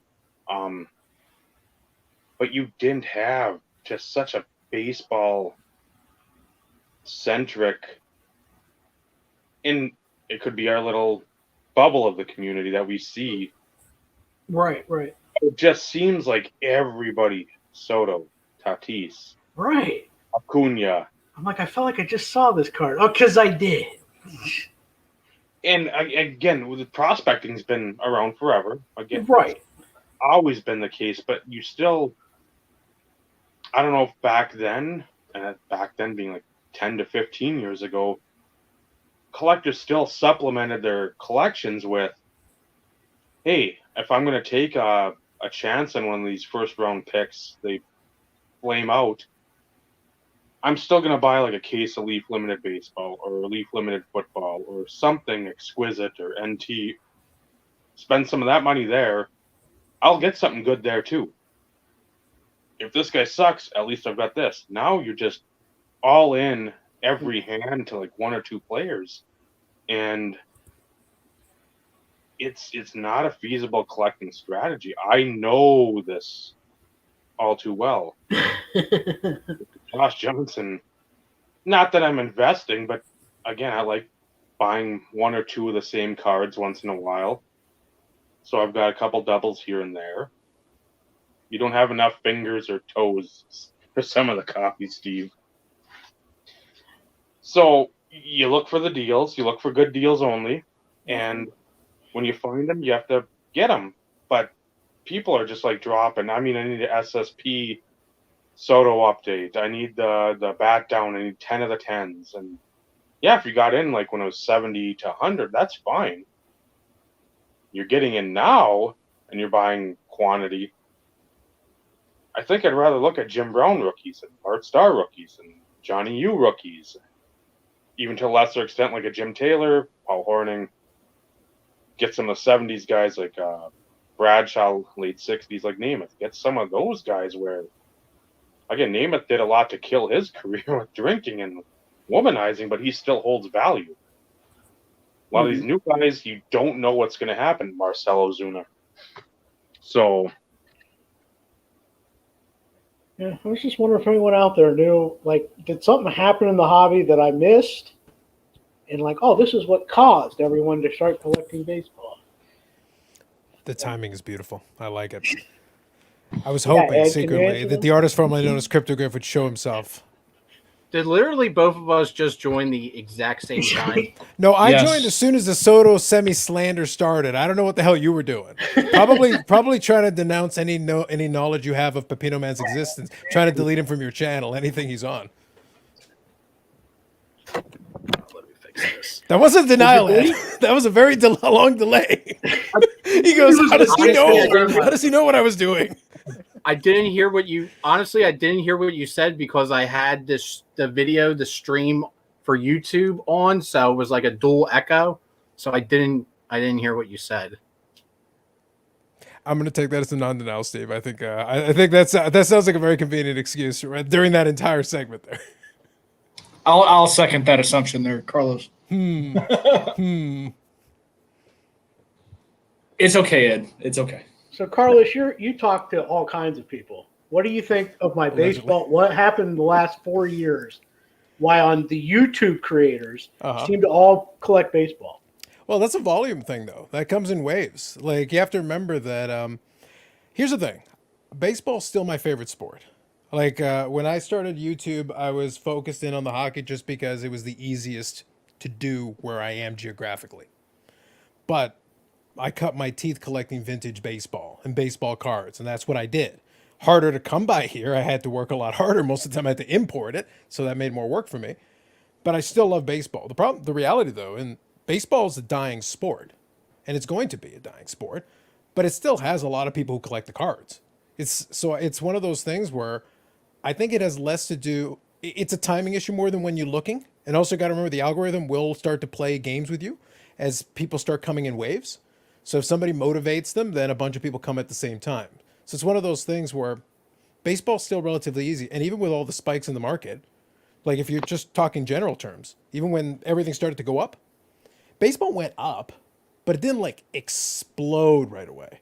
And in a moment of lucidity, Ed did a video where basically he talked about the Soto thing. Soto didn't start off hot. He was actually you had years. I bought a bunch of Soto cards in the run up to them winning the World Series, where he was already playing well the whole way, and the prices were still low. I was buying the Chrome Sotos for $15 a pop. They were cheap. That's because a lot of the speculators don't watch the games. Yeah. So it's one of those things where it's like when the timing comes, but it's one of those things. It's also, I forget what the term is. There is a psychological term for it, though. When you start looking for something, you start seeing it. So the moment like something triggers in your head going, oh, that seems like a lot of baseball. Then all of a sudden you're going to go into the shower and there'll be a TV there and you'll see a baseball YouTuber. You'll be like, what the hell just happened? Why is there a TV in my shower? What is going on? It's just because it's in your head. You'll start seeing it in places you don't expect it. So I think there is a reality to that.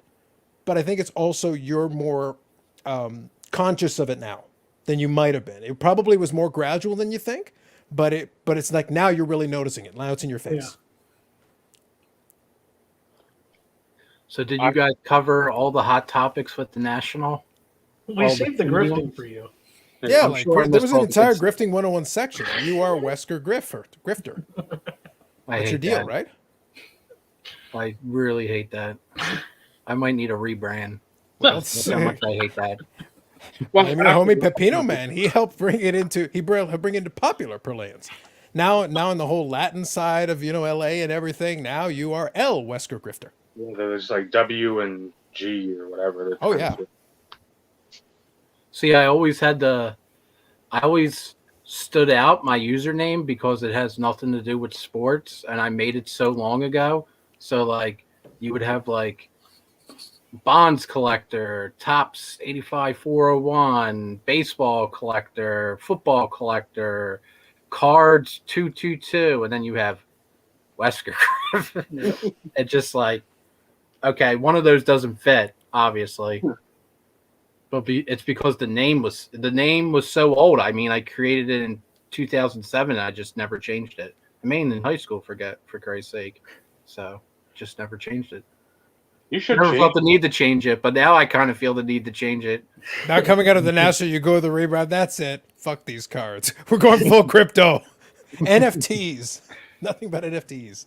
NFT collector. That's right. It's like, you brought me to this. This is your fault, Pepino. Doge grifter. That's a mouthful. I was gonna say, it rolls off the tongue in multiple steps. Oh, that's awesome, Dave. I got my little Doge pin that I'm going to be wearing on the suit for the National.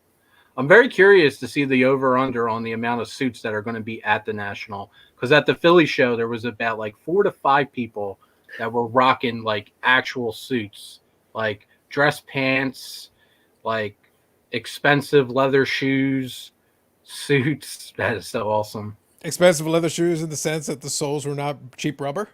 Probably not. And these dudes were walking around, Rolexes. No exaggeration. At least 4 or 5 of them at the Philly show. So I'm like, well, if it's the National, we'll probably see maybe a 5x multiplier of these hybrid speculators. So What's the weather? What's the weather supposed to be like in Chicago that week? I was pretty nervous about that because I'm like, if I'm going to be wearing this and I'm wearing all black with jeans, I'm like, this is not going to be fun, especially carrying around a backpack, because the convention center is like nice and cool. Like the IX Center in Cleveland, that place was immaculate. And even the Donald Stevenson Center, where it's going to be held at for Chicago, the air conditioning in there is really, really good. It's top notch. But even being in there, like, you'll still sweat, like, from just standing, all day going through cards. At least I do. You get a little sweat. Okay. So, there's so many ways I can make fun of this. Okay, let me keep it real simple. It is a really cheap suit, isn't it? Is it polyester? Yeah, Is it a cheap material, Ed? Because if it's a breathable material, you're fine. I think it's wool. So It could be worse. That's not terrible. I'm saying this because I worked at a bank. I still work at a bank technically, but we work from home now. So like realistically, if I could wear my suit now if I want to. But if you actually pay for a suit to be made, you can have it made in a material that breathes. We wear it all day. No one cares. Everybody's fine. But if you go get the cheapest suit you can get off a rack that's like 50 or $100, well then yeah. If the weather's no good, yes, you will die. I did check the weather though to turn back to answer your question. It's supposed to be mid 80s, and a couple of days are supposed to be in the high 70s. So that's great because if there's air conditioning inside, that's nothing. Yeah, that's great because like I would say the last month here, it's been like mid 90s with high humidity. So it feels like a tropical rainforest, and it's unbearable. Like today was like, I think like 98 with humidity. So are you really wearing a suit, Ed? What's Are you really going to wear a suit, Ed? Have you decided that? Okay. I like it. I'm very committed to the joke, Brad. Very committed. I was going to question. You'd better be committed to the joke. Yeah. That's what we're hoping for. Brad, I like Ricky Russo would always say, your word is your bond. That's right. So I gave my word that I'm going to commit to this joke, and I'm seeing it through to the rocky shores of Chicago. Now, you're wearing a T-shirt underneath this suit, or are you actually wearing a button-up, or no tie? dress What's shirt. going on? No tie or dress shirt underneath, just a regular shirt. Go without. I was gonna, honestly, the first thing I thought was like, yeah, he's gonna wear the suit, but it's like there's no shirt on. It's just the jacket. Or a wife beater underneath it, Ed. Cut off sleeve. Then minus the jacket, you basically be Pepino Man. You know what I did think though, honestly, and I think this is a legitimate concern. There's a lot of legitimate concerns in everything that just I think was this discussed. is a really horrible decision from a negotiation standpoint when I go up to dealers' tables, because they're going to see me dressed like this, and they're going to be like, okay, this guy's just being a cheap fuck for no reason. Like, come on, man, you obviously have money if you're wearing a suit to a card show. That's the indicator, really? dealer stereotyping based on what you wear. I think Yeah, it's so a yeah, bubble. they'll be doing that. While if you go to the good dealers, they'll be wearing a cheap T-shirt with an actual Rolex. Now, what would be even better, since everybody was talking about me in a banana hammock? There you go. Well, they are having an after party, and they do have Pepino Man in it. That's in play. Like if you were going to do wagers and you're going to do odds, that is on the board. I don't know what kind of odds you want to put on it, but it's on the board somewhere.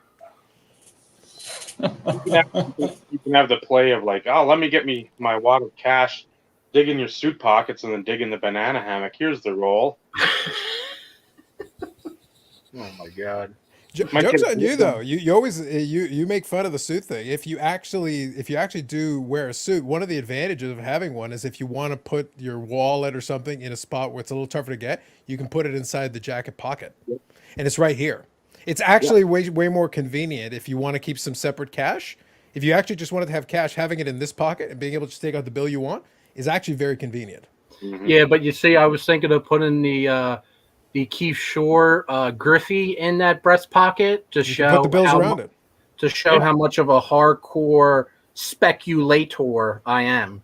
Yeah, just wrap the bills in the Keith Shore. Yeah. Have the Keith Shore be the centerpiece. Because I want dealers to be like, okay, this guy means business. This They will dude's take one part- look at you and understand that you mean business. Business they need to get away from. But there's business.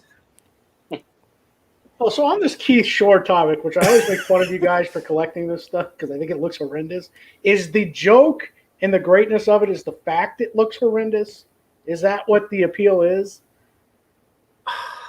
That's It a makes lot. me- There's a lot to unpack there, Brad. No, there really is. There's very little to unpack, as a matter of fact. It's pretty much that base level analysis is about right. Because the Shore Griffey kind of like represents, in a way, the destruction of Project 2020 and just they could make like a great Netflix documentary on Project 2020. I Wait, feel question. like. Now you're making me think. So is that what your last live stream was? A deconstruction of good YouTube content? Is that what you were like trying? You like this was an artistic statement. This is intentional, guys. That was not supposed to be on my channel. That last live stream was not supposed to be on my channel. It was supposed to be on Filmington's channel. And he knew better. And for Brandon reasons, he was just like, put it on someone else's channel. So I stepped up to the plate to get that video done. By random reasons, you mean he took one look at the line and goes, Pepino, fuck no. It's on you, Ed. You got nothing to lose. Go for it, bro. He said, put it on Ed's channel. So I said, sure, why You not? have to be obliged. Are you getting any compensation for this? Does he like get you a drink at the party? Is like anything? Well, I got some decent watch time out of it. I think it was like 70 hours. This does not shock me. So that's not bad. I mean, that's like a what? That's a bad day for a Carlos stream, I guess, because your stuff is like Depends on the 3 stream. hours? That'd be about half to a third, yeah, about that. Yeah. A third of a Carlos stream in watch time. give or take. Yeah. Mind you, those streams are a little bit longer anyway, so on average it evens out. I don't even know why I care about this stuff. I just look at it periodically and just be like, oh, that's interesting. Well, you're looking at it because you're like, so did it fall to negatives? Can I do negatives? Can Actually, people thinking- retroactively take away watch time? Is that a I thing? surprisingly gained 3 subs from last night. Well, Ziggy does have burner accounts, so probably you got Ziggy and one of his burners, and probably one more of his burners. Potentially, Yeah, probably. he is a fan.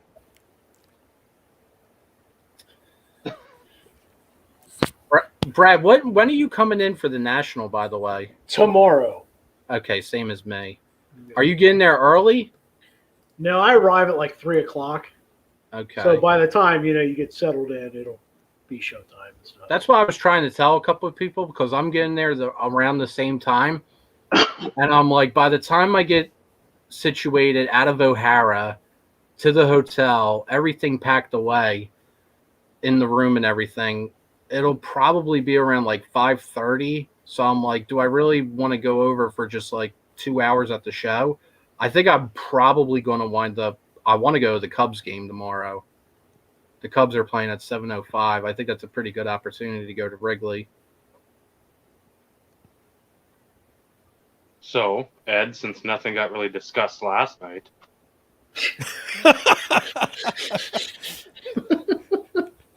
It's kind of Valid. true. Yeah. Uh-huh. A lot. A lot. I just want to see. I'm kind of curious on what the attendees will be like at the show, since I've been to several nationals before, and usually there's usually a certain demographic that's at the national. So I'm curious to see if that demographic will shift for 2021. Curious to see how many people are buying and selling or trading. I'm really curious to see what wax prices are going to be with the major distribution guys. Curious what Tops and Panini will be doing, especially with the silver packs, because in the years past it was pretty easy to get those things, but I think they're probably going to be a lot tougher. Then overall, what I'm looking for, I'll be looking for some non-sports stuff, vintage Phillies, some maybe oddball vintage stuff, anything Soto related that is a decent price. Um, Young Guns flyers, Embiid stuff, anything that's like decently priced or reasonable that fits my PC, I'll probably be going for. What about you, Brad? So good deals Bring a only, Cam right? Atkinson. As Dave would say, good deals only. Yes. Mhm. There's a couple of things I would overpay for. There's some non-sports stuff I would overpay for probably if I came around to it, because some of that stuff is pretty scarce. I do want to see if anyone's gonna have the 2013 Panini Brian Wilson autograph, because I know he's the writer and singer of the Beach Boys. So Okay. I found out like a year and a half ago that he made autographs. It's the only product that he's in, and some of the signatures are really bad because he's up there, and I know he's been sickly, but some of them are pretty good, and I think like the last two sold on eBay for around like 325 to 350, and those were pretty decent signatures. So if I can find one of those cards, that would be cool. Also, I'll be curious to see if there's any Amelia Clark, Daenerys Targaryen autograph cards from Game of Thrones Iron Anniversary, because she signed in a couple new sets. They got her to sign for some stuff. Now she's like uber expensive. Like her stuff's like over $2,000. But maybe if and I found this in the past doing non-sports. Sometimes you will find a dealer that has all sports cards. Their entire display will be like vintage or ultra modern, or it's just all sports, and then they'll have maybe like 5 to 6 non-sports cards that they either acquired via a trade or by some means, or maybe like a group break, and they'll look to move it. So you can make some decent deals with those particular type of sellers on non-sports, I found. So Is there any for your the Game of Thrones sets that you were doing? Do you need anything of those? What, couple years, 3 years, whatever you were working on? yeah, a lot of those cards have dried up, and you just can't find them anymore. At the National, I have found Game of Thrones cards. There was one, in fact, in 2019, there was one dealer that had like a entire showcase.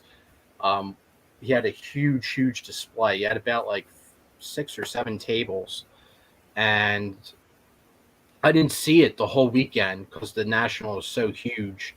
And Josh Reynolds, um, Jay Spartan, Yep. you guys know him. He was like, Ed, there's a seller here that has a whole bunch of Game of Thrones stuff. Might want to check it out. And sure enough, I went over there, and he had a lot of really good, scarce stuff. And I wind up buying a pretty expensive card from him for the set. But I've completed season 3, season 4, season 5, and season 6, and they're huge sets. I mean, we're talking like 60 plus autograph cards. And I got those cards when it was before non-sports has kind of taken off and stuff like that. So I haven't spent a lot of money on those cards. They were relatively affordable. Now, if I wanted to do those sets, first off, most of the cards have dried up and they're really expensive now. Most of the cards in the set have doubled or tripled in price. So going forward, like with the newer products that are being released, I can't do the sets anymore because they're just too expensive. They're too difficult to find all the variations of the cards, and Rittenhouse just made it way, way, way too difficult. They have like these inscription autograph cards of specific characters, and there's like 50 variations of the card, and a couple of the inscriptions, like it's only okay, that's a 1-of-1 inscription, that's like a 2-of-2 inscription, that's like the person only inscribed the card 4 times that way. Like it'll be impossible, even if you have endless funds, to track down those cards. So it's just not feasible. And you're getting there, you're flying there? Yes, I'm flying there. Mike O on board or just solo? Or your brother going with? Yeah, Mike goes there. Okay. Me and him are flying out of Philly International. Okay. I think Mike wants to go to the show because I've asked him about going to Wrigley tomorrow. I think he's going to go over to the show, so I might just be going solo to Wrigley because I'm thinking about it like, well, I do have all day Thursday, all day Friday, all day Saturday, and Sunday morning. So I'm like, I don't have to run over there for an hour and a half to 2 hours on Wednesday. I could probably check out Wrigley because I wanted to do that in 2019, and I just couldn't make it work. Once I got into the National, I didn't want to leave, and I'm just like, the National will be back in Chicago. I'll just go there another time. I think the majority of the guys that are out there today went to the game on Tuesday. Yeah. And in hindsight, I probably should have left today, and then I could have went to the game today and then wake up early tomorrow and go over there to the National tomorrow. But I didn't realize that the Cubs were playing Monday, Tuesday, Wednesday, Thursday. So Food. You looking forward to any food spots? friend of the channel, Stove's family, he was telling me that there's a lot of good off the beaten path deep dish spots that he really likes, and I've been texting him about it. Now I think he's only going Thursday, so I told him, I'm like, dude, when you come here Thursday, let's go to one of those spots. I was like, I don't care, like, bring who you got to bring. We'll Lyft there, we'll Uber there, don't matter. Like, I will go. Like, if you say it's good, I want to check it out. But no Burger King, no McDonald's, no Wendy's. I brought this up on the video yesterday. I said, my boy Amish Dave will bludgeon you if you go to fucking Wendy's while you're in Chicago. Hashtag no Frosties. You've got to at least take in some of the fare. I mean, you don't need to go every night, and because again, that gets expensive. I get that. But go to the Portillo's, go to one of these pizza places, go to something that's maybe known nationally. If you don't even want to do that, do some research before. I guess tomorrow I set up, Joey and someone else hit me up that they're going to a Mexican restaurant tomorrow. So we'll probably do that. Some Mexican restaurant, Maria's or something maybe. There's so that's the plan for tomorrow. I don't know. Yeah, I don't remember which one it was, but that's supposedly what we're doing tomorrow night. Try one of those. Philminton was telling me about a whole bunch of the good, like, he's like Philminton's a classic Yelper, so that shouldn't come as a maybe that doesn't come as a surprise, but he checks all like the Yelp reviews and stuff, so he's like a 5-star man, so like he has to go to the place if it has the 5 stars. So he was scouting out all the 5-star locations. I'm like, hey dude, whatever, I'm down for whatever. Yeah, that's kind of the way I am. Like, wherever you want to go, man. I don't, I'm fat. I'll eat anything. I'll find something. But you got to remember the consequences. You go to a Mexican place, man, that's going to be somebody's going to pay for that. This is That's true. part of the experience, Dave. Well, hopefully some of these people that are getting into the national, they've got like a spray bottle of Febreeze or Glade or something. Because I mean, that would be like your own little air freshener. Like you put the room and it's like the time lapse, and it's like you hear that. That's what you're gonna do down the aisle. You're just gonna be like, man, I need to give me some lavender, give me some lilac. I need to smell lilac instead of swass. I mean, I was trying to bring that point up yesterday on the stream, but There sometimes were I don't. words on the stream. I kind of don't feel comfortable talking about it a little bit, but it is like for like the COVID stuff. Like some of these guys that go to the national, and we all know because we've all been to big card shows and we all been to the national. We know there's dudes there who have the stench of death. Like it smells like they crawled out of a dumpster. Like they smell that bad. So we're expecting some of these guys who smell like the stench of death to be like clean or wear a mask or be vaccinated. Like, dude, it's not going to happen. These dudes are going to be little super spreaders. So stay away, mask up, and just keep your distance from them. The problem, Ed, isn't about them spreading COVID. The problem is them spreading everything else. It's like probably COVID is the only thing they would test negative for. It's like good news. They don't have COVID. Everything else in play.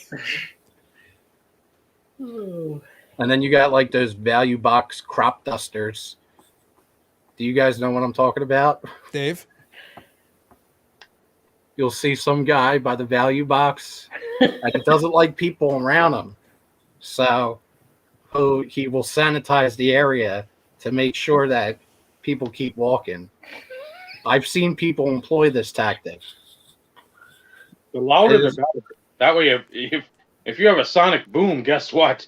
Everybody knows. They're not. I like they walk into the wall.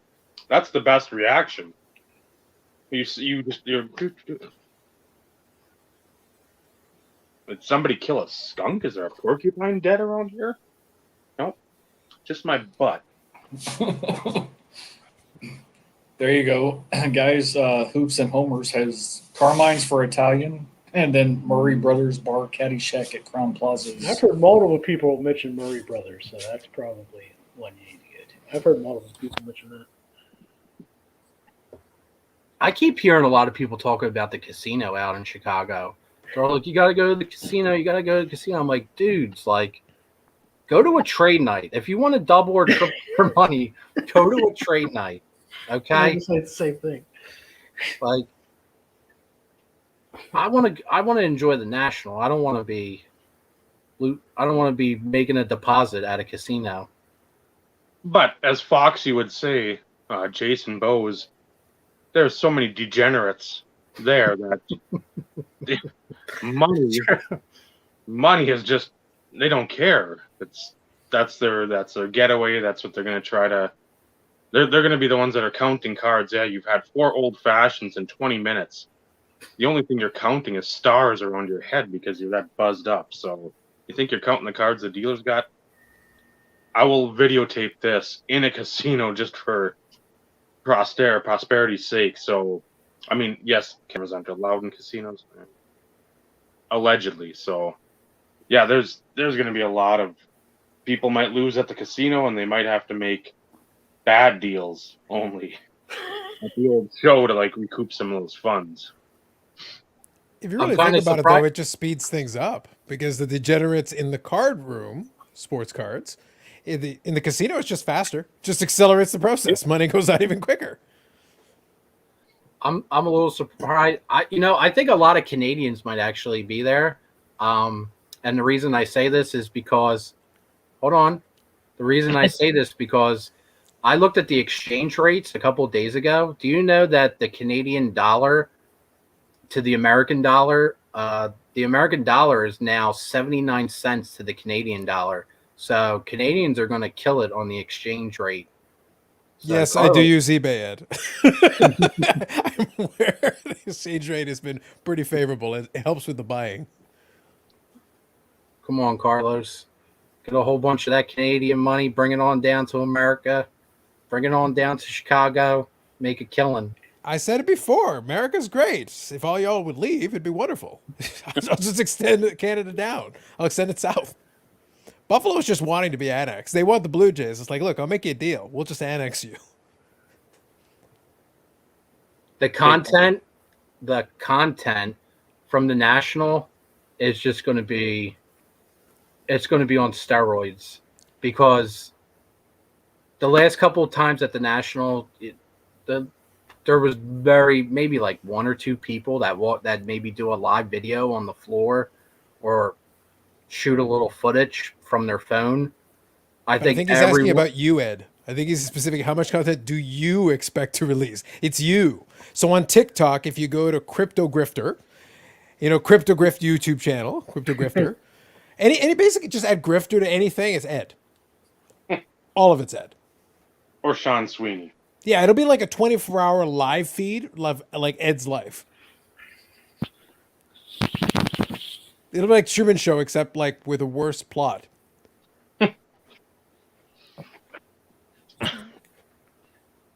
Is that all you can do, Ed?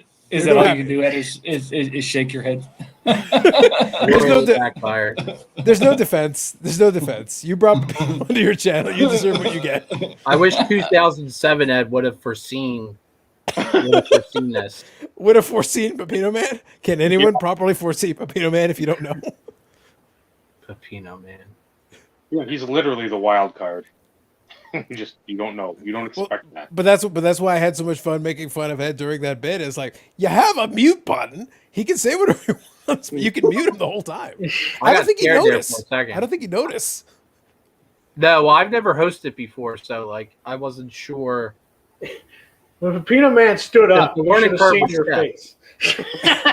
He's like, what's about to happen? My channel's about to get canceled. No. I did tell him, like I did post in the group chat that we have. I was like, dude, I really legitimately thought like the channel's been around since 07, videos since 2010. I was like, is this where it ends?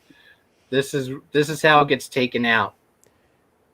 I was like, that would. Do we have enough footage left over, Dave, to do a tribute video with "I Will Remember You" playing in the background? Do we have enough footage left over to be able to do that for Ed? Easily.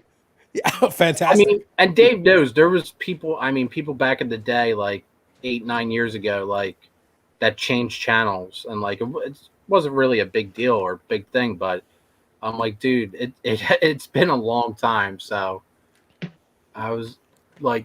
All the memories on the channel and stuff like that. I'm like, oh shit, it could just be ended by a couple more inches of Pepino Man here. Literally a couple inches. The joke was there, and I'm glad Dave took it. Yeah, that was a good assist by me. Not allegedly either. No, not allegedly. Not allegedly. So yeah, do you plan on filming anything there, Ed, or daily recaps, or just like? And again, I don't know how your editing skills are. I've watched enough of your videos to know that there's not much editing there. No. Last night. I mean, if you could edit live better, Ed, this would have been fine. Just edit out one of the boxes, just like black box it right there, you'd be fine.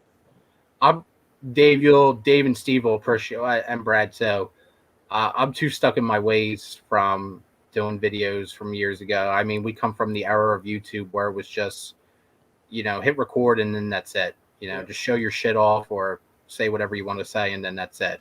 I mean, we're not putting much into production values or editing here. It's just like it is what it is. We drop the camera, you just pick it back up. Keep going. Yeah. You burp, you belch, scratch your ass. Like, it doesn't. Somebody's at the door, you answer it, still rolling. But I'll probably only do recap videos. Every national I go to, what I like to do is when I buy them, like when I go to the show, I buy my stuff, I go back to the room. I usually like to do a recap because I like to put away everything I bought into bubble mailers, and then I put it into my luggage securely. So then I'm like, okay, Wednesday's done. Thursday's done, Friday's done, Saturday's done, and I like to store it away. So when it comes time to leave to go back home, I don't have to like, okay, where's the stuff I bought on Thursday? Where's the stuff I bought on Friday? It's already packed away and gone. So I like to do the recap videos out of a sheer convenience, just to get everything away. And then also I don't have to do a recap video when I come back home. It's already done. So I like to do those. I'm not sure if I'm going to do maybe like a impromptu live video, or I would like to do a clips video actually, since I have the iMovie thing. So I might just do like short clips of just interactions or just like showcases, and then splice everything together and just put it up on one video when I get home. I might do that because a couple people did that last year. Well, no, I keep saying last year. A couple people did that in 2019, and I thought it really came out cool. It's like a cool little memory snapshot, because one of my favorite things to do in the community and here on YouTube is to go back and watch old national videos. Like I've been hyping myself up watching like 2019, 2018, 2017. I didn't even go, but I was watching them. 2016, 2015. Then you deep dive even more to see if any people are still around that you get maybe like a 2010 or a 2011. Just be like, oh man, I remember these people. Like, I wonder what they're doing now. I wonder if they'll be there. Stuff like that. So I fucking love national recap videos and clip videos on the national. They're cool. What I would suggest, hopefully, if you see any of these superstars that are of prominence now in the community or in their own community, that's when you take the phone out and just start going down the aisle and do the I appreciate you with all these guys, and like try to fist bump them and like give them a little shimmy to the old jaw. Like, I appreciate you too. Boom. Or walk by them and just be like, Schmedia! No, you can always follow Dave's advice, and then you have a great vlog. So, hey guys, show recap. Jail cell looks good. They keep it clean. It's nice. It's nice. The lawyer's coming, so this doesn't count as a call. Thank God they have data here. That's good. I think I might do some guerrilla marketing for Carlos's channel. So whenever I see any of these influencers, I guess, just setting up and doing all their stuff, I'm just going to be like, I am Carlos. Check out, I am Carlos. Just keep shouting out, I am Carlos. So then when you watch these videos, some guy's going to have to edit out, who the fuck was the person that kept yelling, I am Carlos in the background? What's all this background noise here? You know it's bad when I don't even bother interrupting because I'm like, forget it. It's 3 words. You're going to make a lot of interns very mad, Carlos. No, they're not, because they're not going to be able to find my channel because the word because will be missing. They'll be like, I'm Carlos. All I got is I'm Spartacus. What is this fucking idiot talking about? I don't know. He hangs up with Pepito, man. He's a moron. Shut up. I'm the cryptogriff. That's right. Crypto grifter. Let's get the new branding right when the channel gets deleted. Homer's question here is no, I don't think you will, unless it's maybe this year's baseball and retail stuff only. Because the price that like Blowout and DA will pay people for, we're talking mid-tier products. Let's say they're selling it for $325. They bought it from them for $260, $270. They don't really have that much room to go with you. So I don't think you're going to see hobby stuff cheap like you used to. Because if you saw their rapper redemptions this year for like silver packs, there's one decent thing on it, and it's that UFC Prism that costs $360, and that's just like the mega box or whatever. Yeah, I was gonna say the UFC there isn't Prism, anything good on I would have bought that. I would have bought that if it wasn't for the upgraded pricing that Panini has put on, because I actually like UFC cards. I literally got a UFC card in today. It made an episode talking about that. It's like I enjoyed UFC cards back in 2018. I'm not buying the new shit from Panini. No, thank you. It's priced to the roof. Any advice for trying to sell sealed wax? There was a couple sealed wax boxes I actually wanted to sell. I 2018 Topps Chrome Update Mega Box and a 2019 Topps Chrome Update Mega Box. Now the price on the David Adams, I checked Blowout. They didn't have either one listed. I did check David Adams. They're offering $300 for a sealed box of 2018 Topps Chrome update, and that's with Soto, Acuna, Otani. That rookie class is absolutely loaded. So I was like, well, what's the soul listings on eBay? Soul listings are like around 500. So I'm like, oh, that's $200. Well, don't forget to knock off about 13 or 15% for the fees and stuff.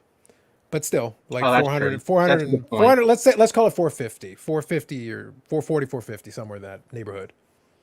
Would you sell for 4? I think that would be. If you pretty could get 4 cash legitimately, I'd be comfortable with that. Yeah, I think because remember, I paid $20 for it. No, I understand, Yeah. but I'm saying like it puts you in a good spot where you did well, and it means you don't have to necessarily go and try to find each individual dealer who might buy it and try to find somebody, because you're trying to do 2 things. You're trying to make sure you get decent money, you get your good return to make it worth your time to bring it over. But then at the same time, you also don't want to be spending half your show trying to find somebody who will to squeeze that last $20 out of the deal. Yeah, I get what you're saying. Yeah, so your time has value too. Yes. So like you got to find that balance. I'm curious to see how I'm going to be able to make out with the Otani that I want to move, because I feel like his hype right now is just so high. And I think he's pretty. I mean, Vegas has him as a negative 400 to win the AL MVP. So, me and Filmington were talking about this. He was telling me that the value right now on Otani, and I agreed with him on this, already has that MVP backing behind it. Like people are spending the money right now already with that MVP prestige on him. Yep. If he were to win the award. But he's one. So the thing, I made jokes about it, but I am serious. So when it comes to Otani, the problem with him is the thing that makes him special is the thing that makes him dangerous. He's one pitch away from blowing out his arm. And he'd still be a serviceable hitter because he's already done that. He's blown out his arm so he couldn't pitch. But he could still be an effective hitter if they decided to use him that way and just make him DH for the rest of the year. And he could still put up 40 home runs or 45 home runs and whatever. So it could still be, but then you lose it. All of a sudden he's a decent position player with good pop who hits like 280. Mm. He's not a threat who can also then pitch and throw 100 miles an hour. As soon as that goes away, he becomes a guy who has 40 home run power. Right now, this season's been special for him. But he's got a guy who's got 40 to 50 home run power, but who hits about 280. If he's not a pitcher, so he's a better average Pete Alonso? Awesome. I'm not sure. I haven't looked at his offensive sabermetrics. I do believe he has the highest on base, though. I want to say. I do think his strikeouts are a little high. On base? No chance. He doesn't take that many walks. I think he's top 5, but I haven't looked at his stats in a while. Yeah, I get it. Yes, has to be for us. astronomical. Yeah, here's the thing. He's playing well. A lot of his metrics are going to be good. But remember, for the on base to be good, he also has to be willing to take and draw walks. I'm not just talking about intention. Correct. I mean, actually, plate discipline. Yes. So it's like, so let's take a look here. I'll see if I can find it. I'll just be curious, though, at the National to see, because at the Philly show, none of the dealers were having it. They looked at the card and they couldn't believe when I told them what the recent comps of the card were. They couldn't believe that the card was that high. And these weren't Philly area. 2 of them were Philly area dealers, but the other dealer was Ty Daniel 4619. Those they were from Virginia Beach, so they weren't local dealers, but they just flat out, they wanted nothing to do with Otani. So I'll be curious to see if a month and a half later and at the National, if there is a general change in attitude regarding Otani. Well, that's going to be what's going to be tricky. So Otani is 35th in on base. Wow. Like, he doesn't take that many walks. For is that in overall in MLB or American in MLB. So he's got a 360 on base. He's got 42 walks.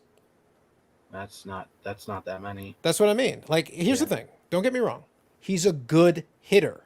He's hitting for a lot of power, but he's a good hitter. To put it in perspective, number 1 in on base, Vladimir Guerrero Jr., shock of shocks. Number 2 in on base, Soto. Soto He's got a great eye. Yeah, Soto has 69 walks.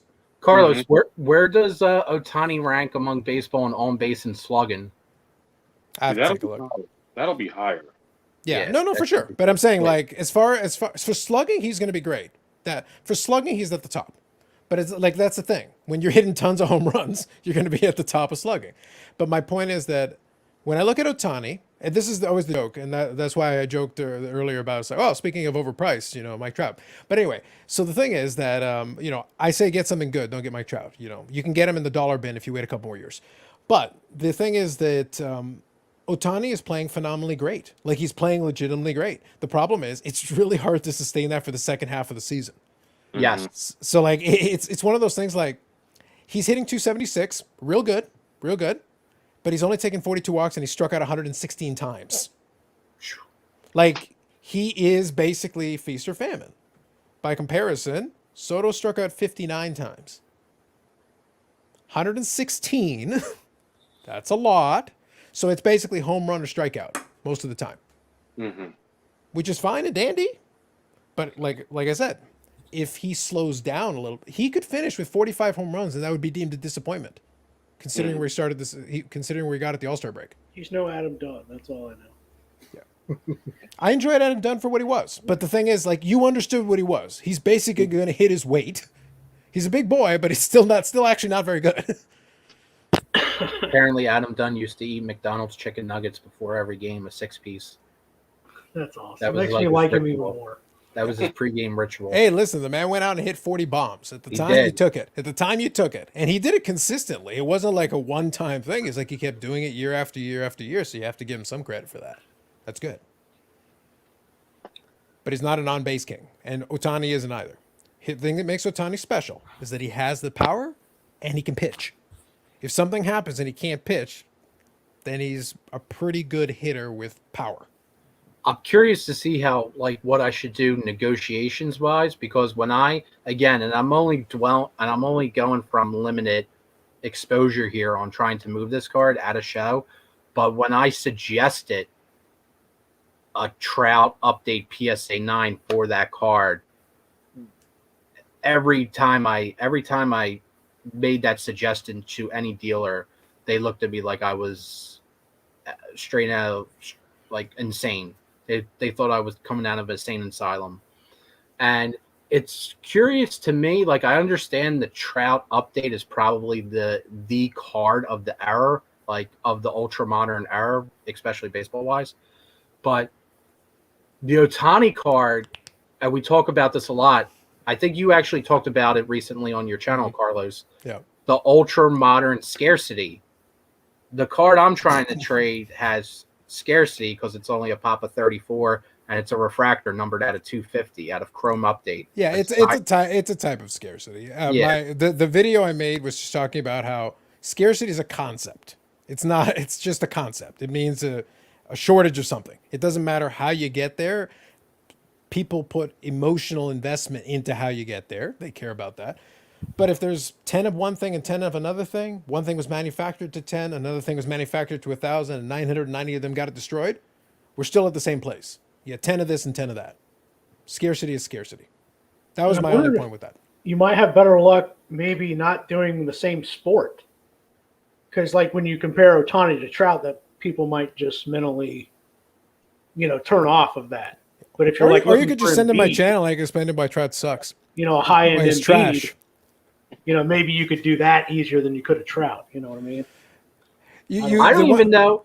I don't even know for me if it's a good trade, if it's a good straight up trade, because you got to think the Trout card in a PSA 9. How many more update Trouts does PSA have to grade? You know what I mean? Right. Because but are we ignoring Ed that Trout physically hasn't played? Yes, that too. He literally hasn't played. He just had a setback. I'm talking about the injury risk of Otani, but at least he's playing. At the moment, he is currently, as we speak, he is playing the sport. Mike Trout, since he got injured, he's got the same amount of stats that I do. Dave has equivalent amount of home runs to Mike Trout since he got hurt.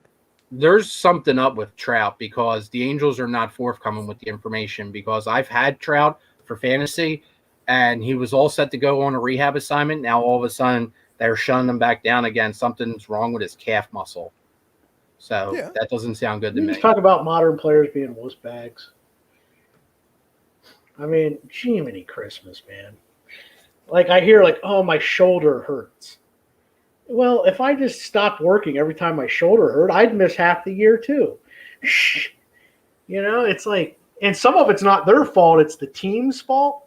Like pitchers, it's like, you know, Greg Maddux would even say it. He didn't even throw hard. He'd be like, if I didn't, you know, if I just went out there when I felt good, I wouldn't have pitched half the year. You know. Mhm. And it's like now they literally just don't pitch or play half the year. It's like what you're doing is not normal for your body. You're going to be in pain. Brad, Yeah. since you're on here and like I really, really put a lot of weight into your football analysis, would you, if you're an Eagles fan like me, would you buy any Jalen Hurts stuff at the National, or what's your thoughts on that? No, No. I feel like the team's not committed to him for whatever reason. Because I Yeah. keep hearing rumors that they're looking, that the Eagles are trying to get they're trying to get Watson apparently, and these rumors keep intensifying. And I don't know. I just feel from the outside looking in as an Eagles fan, I just feel like the team is not fully, the front office, I should say, is not fully behind Hurts. What do you think about that as someone who's not in the Because Philly again, market? the Watson deal, from what I hear from multiple credible people, was done almost when that crap came out. So that gives you an idea. And look what they did for the future years now. How many picks do they have next year? 3, most likely first rounders, as long as Wentz plays 75% of the time. Mhm. They didn't get that just to get regular play. That's a plan. You know, Dolphins did the similar thing where if Tua doesn't produce this year, they got the extra first rounder when they, you know. So now what do you have over the next 2 years? 3 first rounders. What's the going rate for any good quarterback now is 3 first rounders. So both teams are, hey, if our guy is good, fantastic. Yes. Then we can build just around him. But if it's not wiping out future years to help him out. It's wiping out 1 year.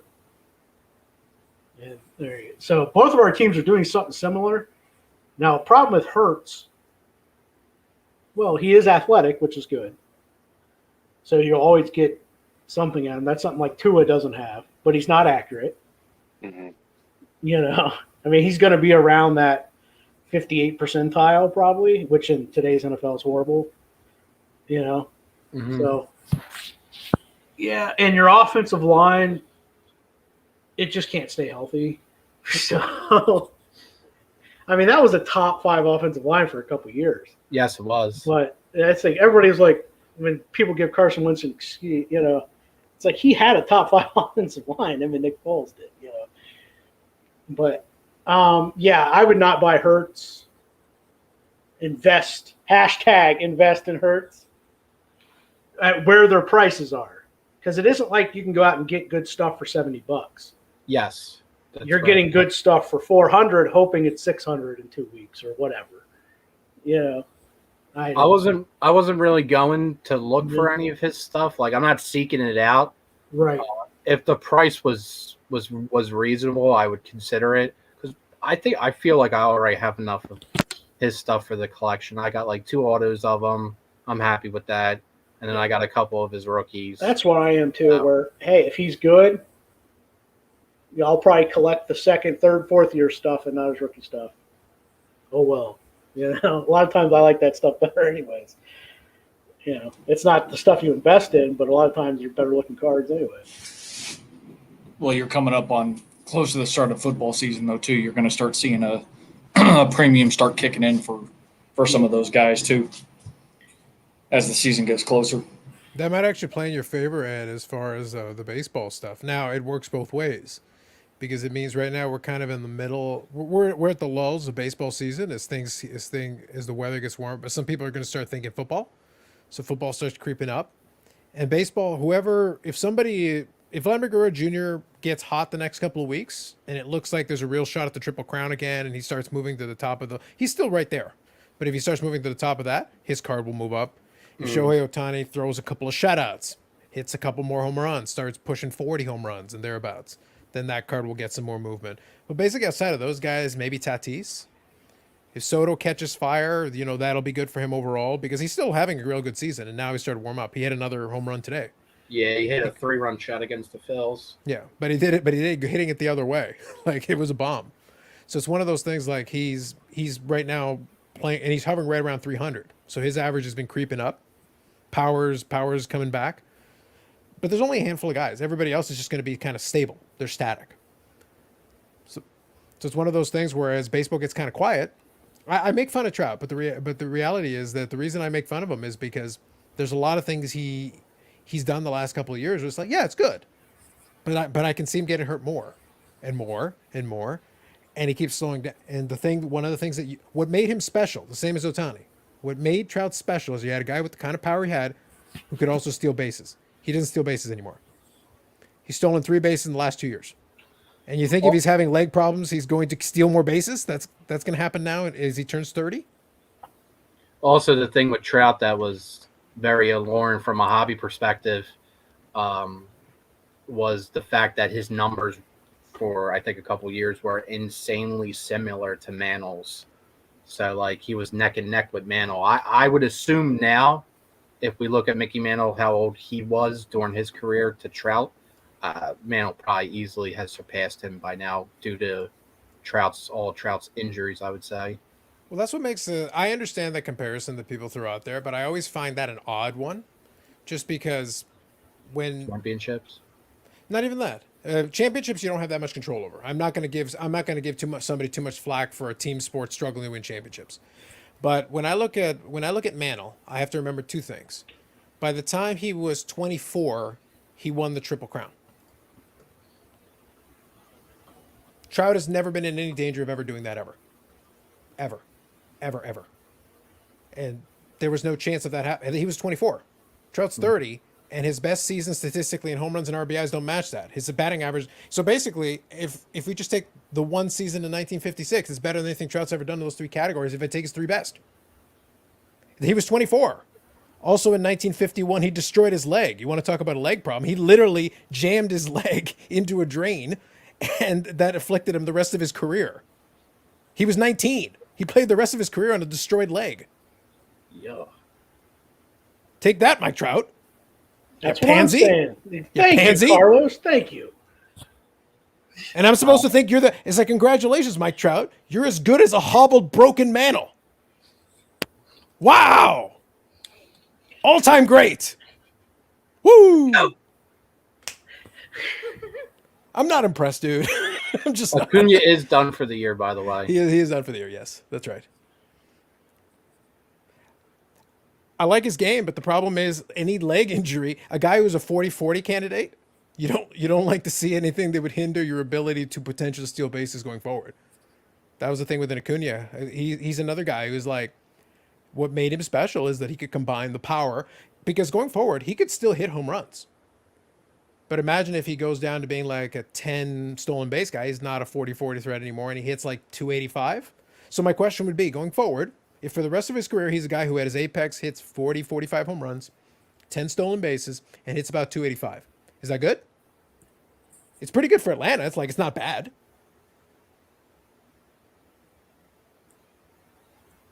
That's my question. Like, is that good enough? Good for the game. Sure. Good for the team. Probably not good for the hype that he has in the cards. Correct. Yeah, they're expecting more. The problem is the pricing was expecting more, and it's unfair because these guys are young, and a lot of them it's very difficult. I use the Mantle example because he could have been even greater had he been healthy. That wasn't his. At 19, he had that injury, and it afflicted him the rest of his career, and then he drank himself out of the league. Yes. So it's like he didn't make the situation better; he made it worse. He probably could have had a better finish to his career too. So it gets tricky. That's why I say when I look at Trout having these persistent injuries, nagging injuries going forward, it's like I already thought you were like a diminished version of what they're giving you credit for. I don't think the comparison makes any sense. But then I look at your injury history as it continues to mount. It's not going to get easier. It's going to get harder. And this is just my opinion. I think he was gift wrapped at a couple of those MVPs for free. I don't think he earned those. I don't think those. I think he had good seasons. I don't think they were MVP seasons. But he had the highest WAR, and now the writers are lazy, so they give it to whoever has the highest WAR. They don't even look at it as like, but it wasn't that good. It's like, but he has the highest WAR. He's also a center fielder. He gets a bonus for being a center fielder. He's a good center fielder. Not like a, oh my God, do you remember that highlight? Do you remember that time he ran pretty good and caught that ball? Yeah, that was great. Well, Carlos, why don't you think he's a great center fielder? I have as many gold gloves as he does. He's played in baseball for 10 years. Are you talking about the game where he had the Orioles against the Orioles with that crazy catch at Camden Yards? Yeah, that was gold glove worthy right there. Fun fact, I was at that game. And you didn't give him a gold glove? You bastard. You were sandbagging from the start, Ed. I know what's happening right now. I see what happened. The one thing I'll say about Acuna is I've always been more of a Soto guy than Acuna, but I will say Acuna has had a lot of bad luck. For sure. And what I mean by that is he'll play, and it's specifically the Marlins. Whenever he plays the Marlins, he always gets like flukishly hurt by getting either hit on the wrist, like hit right in the calf muscle, or hit him. He's always getting plunked by the Marlins, and he's always seeming to get hurt when he's playing them. Yeah, I think it's weird because I would say, because I said earlier that baseball is a bit of a dying sport. And it's a shame because you've got these really talented young guys. I like Acuna. I like Soto. I like Tatis. I think they're great players. But a lot of them get hurt a lot. It just happens. And like I said, if Trout's supposed to be the face of the league, well, he's hurt all the time too. And the problem with him is that the biggest argument you have for Trout long term, talking about your 2011 tops traded card, here's the problem. Trout is entering his 30. He's basically right at about age 30. He's close. He's at his age 29 season, headed into his age 30 season. All sounds well and good. He's in the second half of his career. He's got 310 home runs. That's good, but not amazing compared to some other guys who crushed in their 20s and they were already well ahead of those paces. He's got a 305 career batting average. That's going to keep dropping. As he gets older, it's going to start dropping. So he'll fall below 300. So if he finishes his career with 450 home runs, a 280, 285 batting average, and he's got 1,400 hits, you think his hit totals are going to go up? No. He's going to strike out more. He's not going to get more hits. If he finishes at less than 2,000 hits, is he even worthy of being ahead of Harold Baines? Yeah, because the older you get, the more your numbers decline, unless you're like David Ortiz or somebody. Or yes, and he did it completely legitimately. He took his vitamins and said his prayers, brother. Allegedly. Yeah, exactly. But the thing is, like, no, traditionally, those numbers start to drop, and that is normal. That is what's supposed to happen. Even transcended guys, their numbers drop. Pujols basically punched his ticket into Hall of Fame because in his years in St. Louis, he had already sewn it up.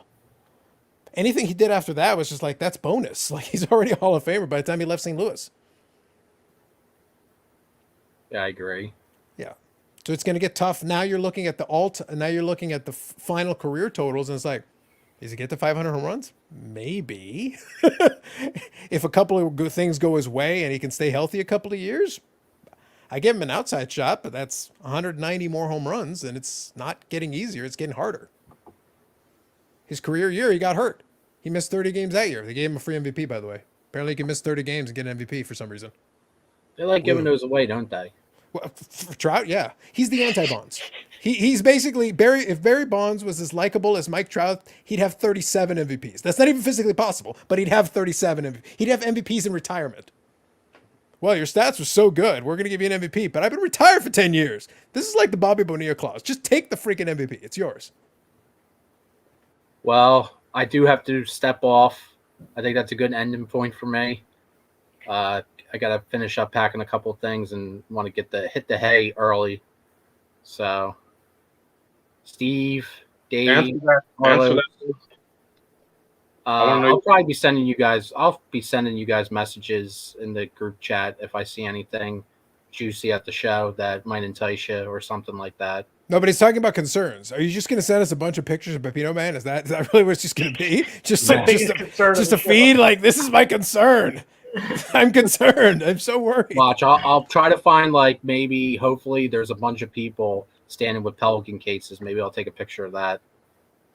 So But are you basically going to ignore the diamond encrusted Pelican case I know you had custom made for the show Oh, with the Doge dog on the side of it? that went into the flames of Lake Superior's fire pits. That's what you claim now. We'll see. I'll reach out to some folks and go find this guy. He's got the Pelican case that says hashtag crypto grifter on the side of it. Go look for it. You'll find it. It's there. So Brad, I'll see you. I guess tomorrow or Thursday. I'll see you at the show. Yep, for sure. Fellas, take care. Thanks for having me on. Absolutely, man.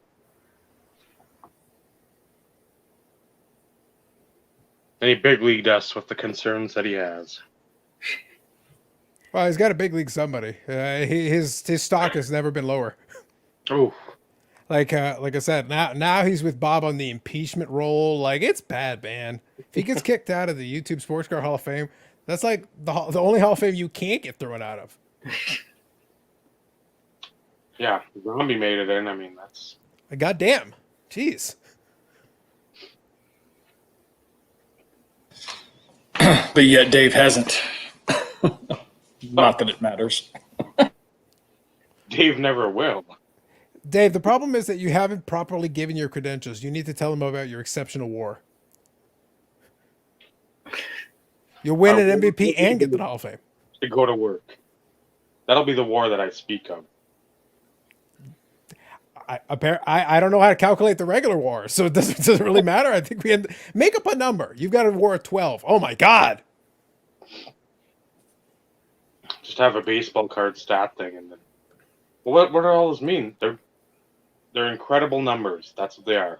The best numbers you can have. They're huge. That's what I mean. You should just make your own candidacy video next time, and on the candidacy video, cite a bunch of statistics. A war number you made up, just like the real war, the reason Mike Trout wins MVPs. Make it up. Just put that there, and then put barometric pressure at Ely. Doesn't have anything to do with anything, but just put it there. And just put the amount of cards you've got in your warehouses. Do that, allegedly. And the amount of warehouses.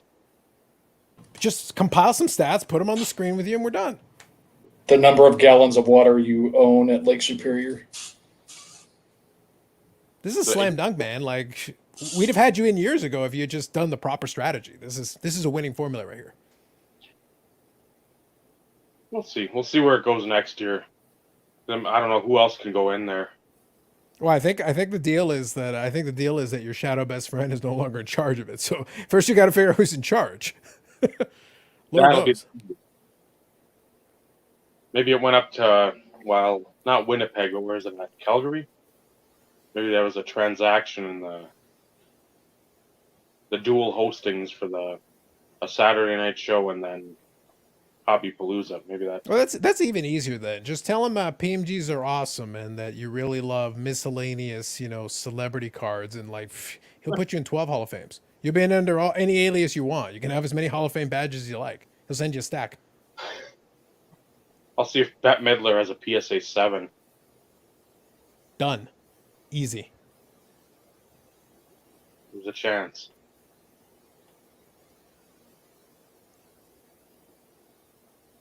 So, I think we got everything we wanted to out of this video, out of the stream, out of this excitement. Any last comments?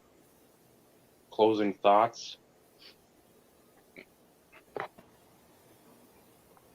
No thoughts, but enjoy yourself, Brad. Hopefully it's the experience that you're hoping for. At some point, I'm hoping to go to my first national. Excuse me. Geez, frog in the throat at some point. But this is definitely a year I'm glad that it wasn't even on my spectrum of opportunities. Right. And a lot of what's been said is speculation. I mean, who's to say if it's truly going to be that many people going through? I mean, who knows at this point? But being the biggest show and the fact that, Dallas had almost wall-to-wall people the last couple shows. I mean, my guess would be that it would probably be about the same just because it is the national. But it's one of those in which I hope you enjoy yourself. Whether you come home empty-handed or not, it's still the experience. Still getting to meet up with people you've been wanting to meet up with, which is, as Dave always talks about. And, from my perspective, it really does boil down to the people. Although you are going for the show aspect, you are going to a card show, which means you're looking for cards. The the conversations and the hanging out, afterwards is part of the enjoyment of the whole experience, though, too. Yeah, I agree with Steve, but with less sentiment. But also stay away from Pepino Man. Social distancing still applies to him. I don't care if we ever get out of COVID. 60 feet, not 6, 60. And Well, remember, part of me just wants to go give him a big hug just to see if he know what to do. It- Have would you he just considered be the like, wow, possibility someone that did that it? could be the super spreader event right there for you? It's like, I was fine. I work around people. It's like, one Pepino Man hug is like, so now Brad live from the hospital. It's like, what do you have? The good news is negative for COVID. I'll just go running at him like full force, just pick him up. Well, that's where you need somebody with video making skills to do the slow motion, slow motion run. Chariots of fire, Dave. Chariots of fire. I was about to say that. I know. I know. Do, do, do, do, do. I know. It worked on Married with Children too. I always enjoyed whenever they would kick in Chariots of Fire. That was always gold. Because usually with guys that are like that, usually if you kind of turn it around on them, sometimes they don't know what to do. Wait, you think you can creep out Pepino Man? I Well, like the just- strategy. Yeah, just to see like would he be frozen? You know what I mean? Like he usually always has either a wit comeback or something to say or something. Would he just be like, "Oh my god"? That'd be the reason why I'd want to do it, just to see his reaction of it. I'd recommend that if you had a hazmat suit on. I was about to say, if you went with the spacesuit that I recommended, that might be all right. With the self-contained air supply. Yeah, make sure to take pictures too. That's another thing. You meet Joey, you meet all these guys, get pictures with them too, because that's, again, you've known them for as long as we have, so that's going to mean something, because that's what I did, I think, in 11. That was like the first year of me going with knowing of YouTube. I'd been on for about 16 months then, and getting pictures with those guys at Ryan's booth. That's still stuff I look at now. Like I am 140. You haven't seen him in forever. I had a picture with him and Scott 2244, Sichtifer, Michael. He lives in Minnesota, so I see him. Micah, I see him. I mean, some of the guys that you're like, I don't know if I'll see him when the next time I'll see him. Get pictures. Video's great too, but make sure to get like at least a handful of pictures of the guys that you really enjoy. Just because, again, it's at least you'll have that in archive somewhere. Instead of, oh, I got videos, yeah, but do I just have something I can, if I ever get an album, be like, here's some cards and here's like people I know.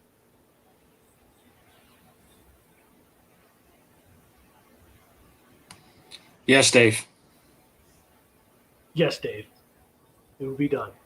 Don't share all the stuff in the blackmail folder. Save some of that for later in case you need it. Yeah. If people are sleeping, Allegedly, there are opportunities. or maybe that. No, Hint. Remember, Brad, never feel bad about that because sleep is for the weak. that's right. One of those pictures could equal that flawless merino. I know. You gotta think in those terms too. I mean, That is a good. There's more than one way to grift, my friend. Not just Wesker. There's more than one way to grift. I'll leave that place being the number one grifter. On that terrible piece of advice, is there anything else you'd like to add? well, again, you're not gonna hear that advice anywhere else, but No. you hear a For lot legal of other reasons, probably. Allegedly. Yeah, but that's why the allegedly was instituted in the first place. It's a get out of jail free card on a lot of heinous things that have been said. Especially What, here? No. I Allegedly, don't believe Steve. that for a second. Allegedly. No. Allegedly. No. I call bullshit. All of a sudden, there is it's like, and at the end of the show will be the recap video of all the heinous things said on this live stream. And other ones like it. That'll beat the stream. Your 7-hour, 20-minute stream. Maybe that could be your episode 50 or episode 100. It's like, it'll just be a recap show. It's like, It'll nobody's be even going to just hit play. the Simpsons clip show or whatever when they have like the 100th episode. Like, there you go. Well, I'm not trying to give you ideas, Dave, but I found out, I got an email today. StreamYard now lets you do replays as streams in StreamYard. You can actually pull it and intentionally do that from StreamYard. I just got that email. Yeah. That is now a thing. I didn't read it, but I just happened to get that email, and I'm like, that's interesting. Yep. Mm-hmm. So maybe we can do that next week. It'll be episode number 1, people. Oh, yes, replay episode 1. That'll be great.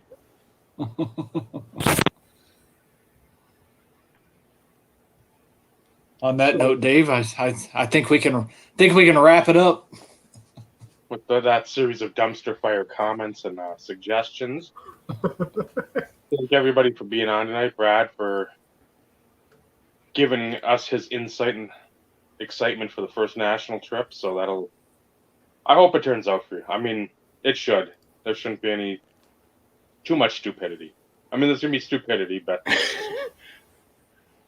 hopefully, I was gonna say head on a swivel, Brad. Head on a swivel. Yeah. Just as a matter of personal policy, head on a swivel. Yeah. Especially if crypto grifters around. That's Ooh.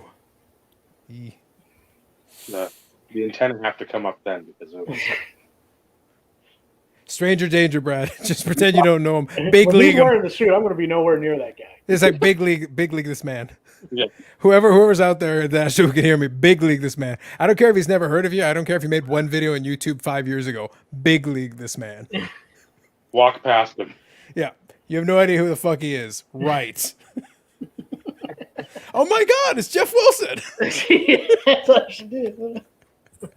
Do the old, again, this will be very niche, but do the old Harley race. You look at the first or the second Survivor Series, he looks at the camera as he's walking down the aisle, but then he looks over like he's like looking at a fan or this team.